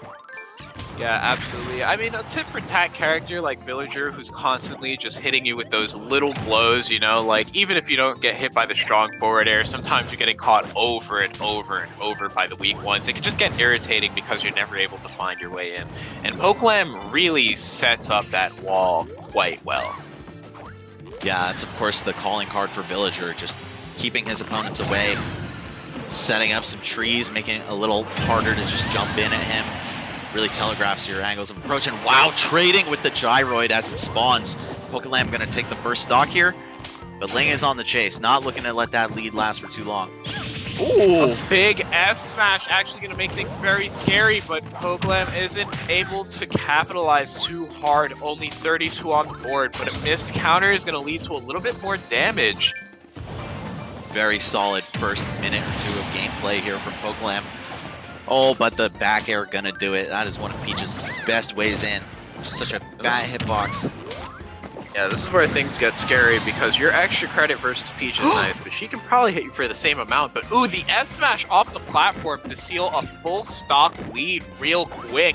Standing behind the tree, simply waiting. With that was the axe, like insanely smart. He ended his string standing on the platform with Ling on the bottom, and you know, normally you're like, okay, I want to jump up and hit him on the platform, get some pressure going, but since Pokelam foresaw that, that was definitely not like some random lucky F smash. It worked because you got to put yourself in the way of that bowling ball in order to challenge Villager up there, even if it's not falling off the ledge.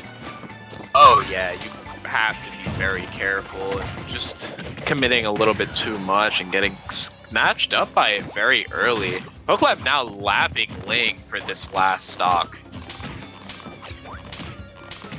This is honestly a pretty quick match considering the character that Pokelam plays, and yeah, that's gonna do it. Oh, Peach, even with the parasol for protection above her, still just gonna get destroyed by bowling ball. Yeah, Pokelam just applying consistent pressure from a half stage away, really pinpointing all those slingshot blows. Very, very fantastic stuff. Lands the quick, I believe it was 4 or 5 in a row. Ling says, screw it, I can't deal with this, I'm going low. Pokelam immediately responds. 4 or 5 quick ones. 4 or 5 quick ones. Not all 2. Right. 2's a little overrated. I'm thinking we go higher now. Definitely need some more quick ones in this. All right, so also apparently Pokelam made it quite far in that Nintendo Challenge Cup event as well. Shout out to Black Dragon in the chat who's been giving us the updates on that. And yeah, I would love to see a results thread for that event. It's very interesting. Louis Money apparently also finishing the top 10, but this could be Andre Anders Gaming, the last match rather of the day if Pokelam takes it. So we'll see if Ling is able to hang on, bring this to a final match.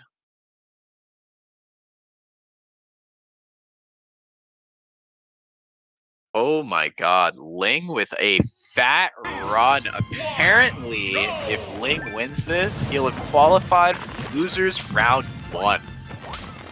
Yep. Quite the Cinderella story here. Taking that DQ very early in the day, suddenly remembering he has a match, coming in, doing hella work all the way into the top 12, and now this decides it all. So honestly, I'm kind of silently rooting for Ling just because everyone loves a good losers run like that. But Yeah, I mean, you love to see it, right? Like, just wakes up, looks at the watch, says, oh shit, it's time to get that bag. and the bag may or may not be gotten. It all comes down to this game and the one after it, if it even comes to that. So Pokelam also trying to snatch the bag up real quick and making quite the case for it. money trees, perfect place for shade, bro, if you ask me. And that other guy. I think I know that guy. Yeah. He's that melee commentator, right? All right, so Yeah, sure. oh, the double, and he's gonna avoid it.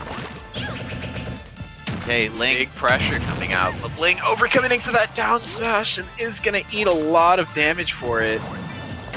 Such a long berry on Villager's down smash too, and up smash, of course, good to use out of that because it pops you up with the setup hits.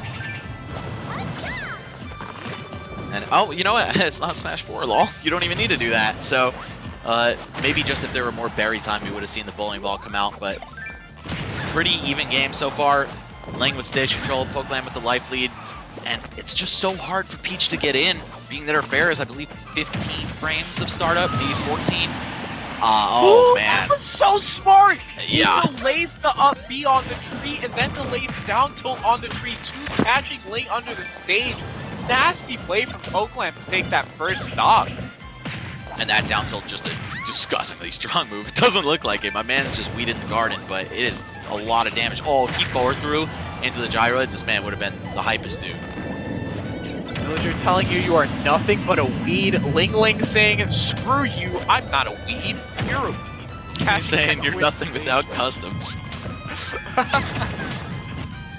Oh, naring into that gyroid is going to be a problem. Peach's aerial is too strong, actually, to deal with gyroid in a lot of situations, and it'll explode and force her to take the trade when she really doesn't want to.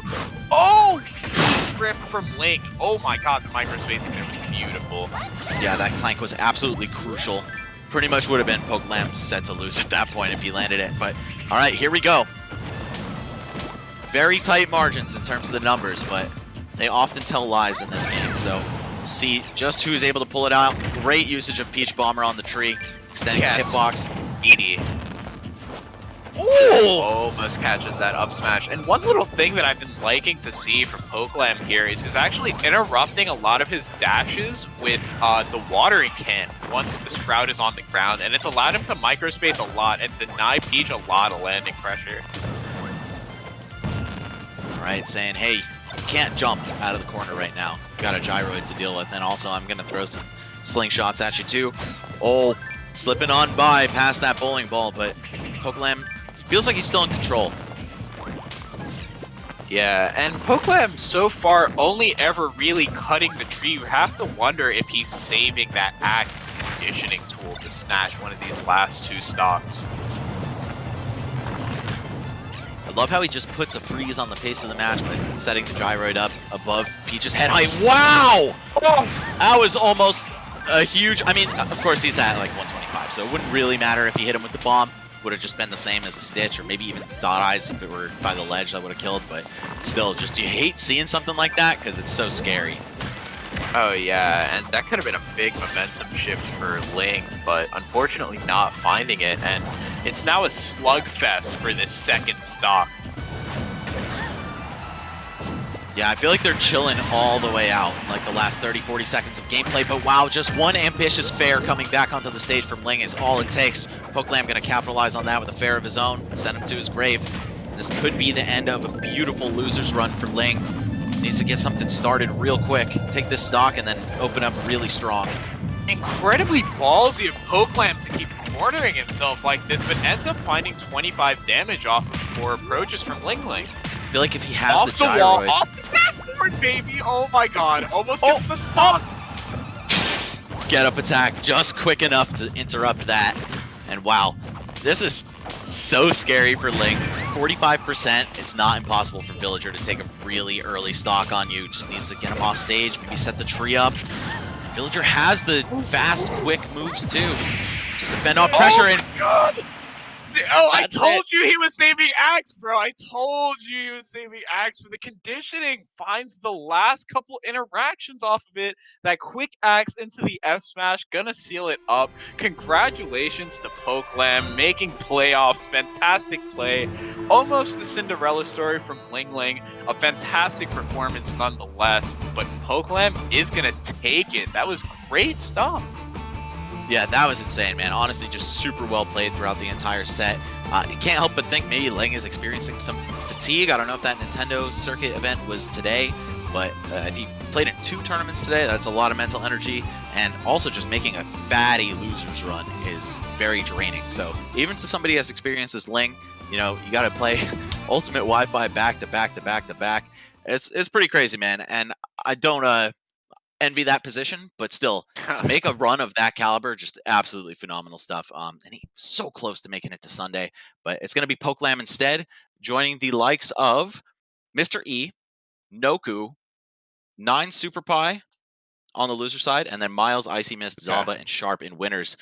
So guys, we got one more round of Red Bull replays for you. Let's check them out. Oh yeah.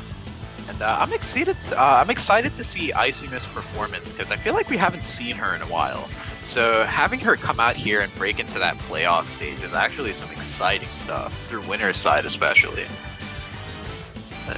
That pressure, oh my God, half the stage just lands the 3 in a row, one after the other. Big pressure from Pokelam, really just consistent with the placement of those forward airs and back airs. Well, and the untackable off of that, man, Ling kept it a lot closer in the second game, but this was just like kind of hard to watch at some point. I feel like Peach just getting pestered by those projectiles over and over again makes it really hard for her to get in.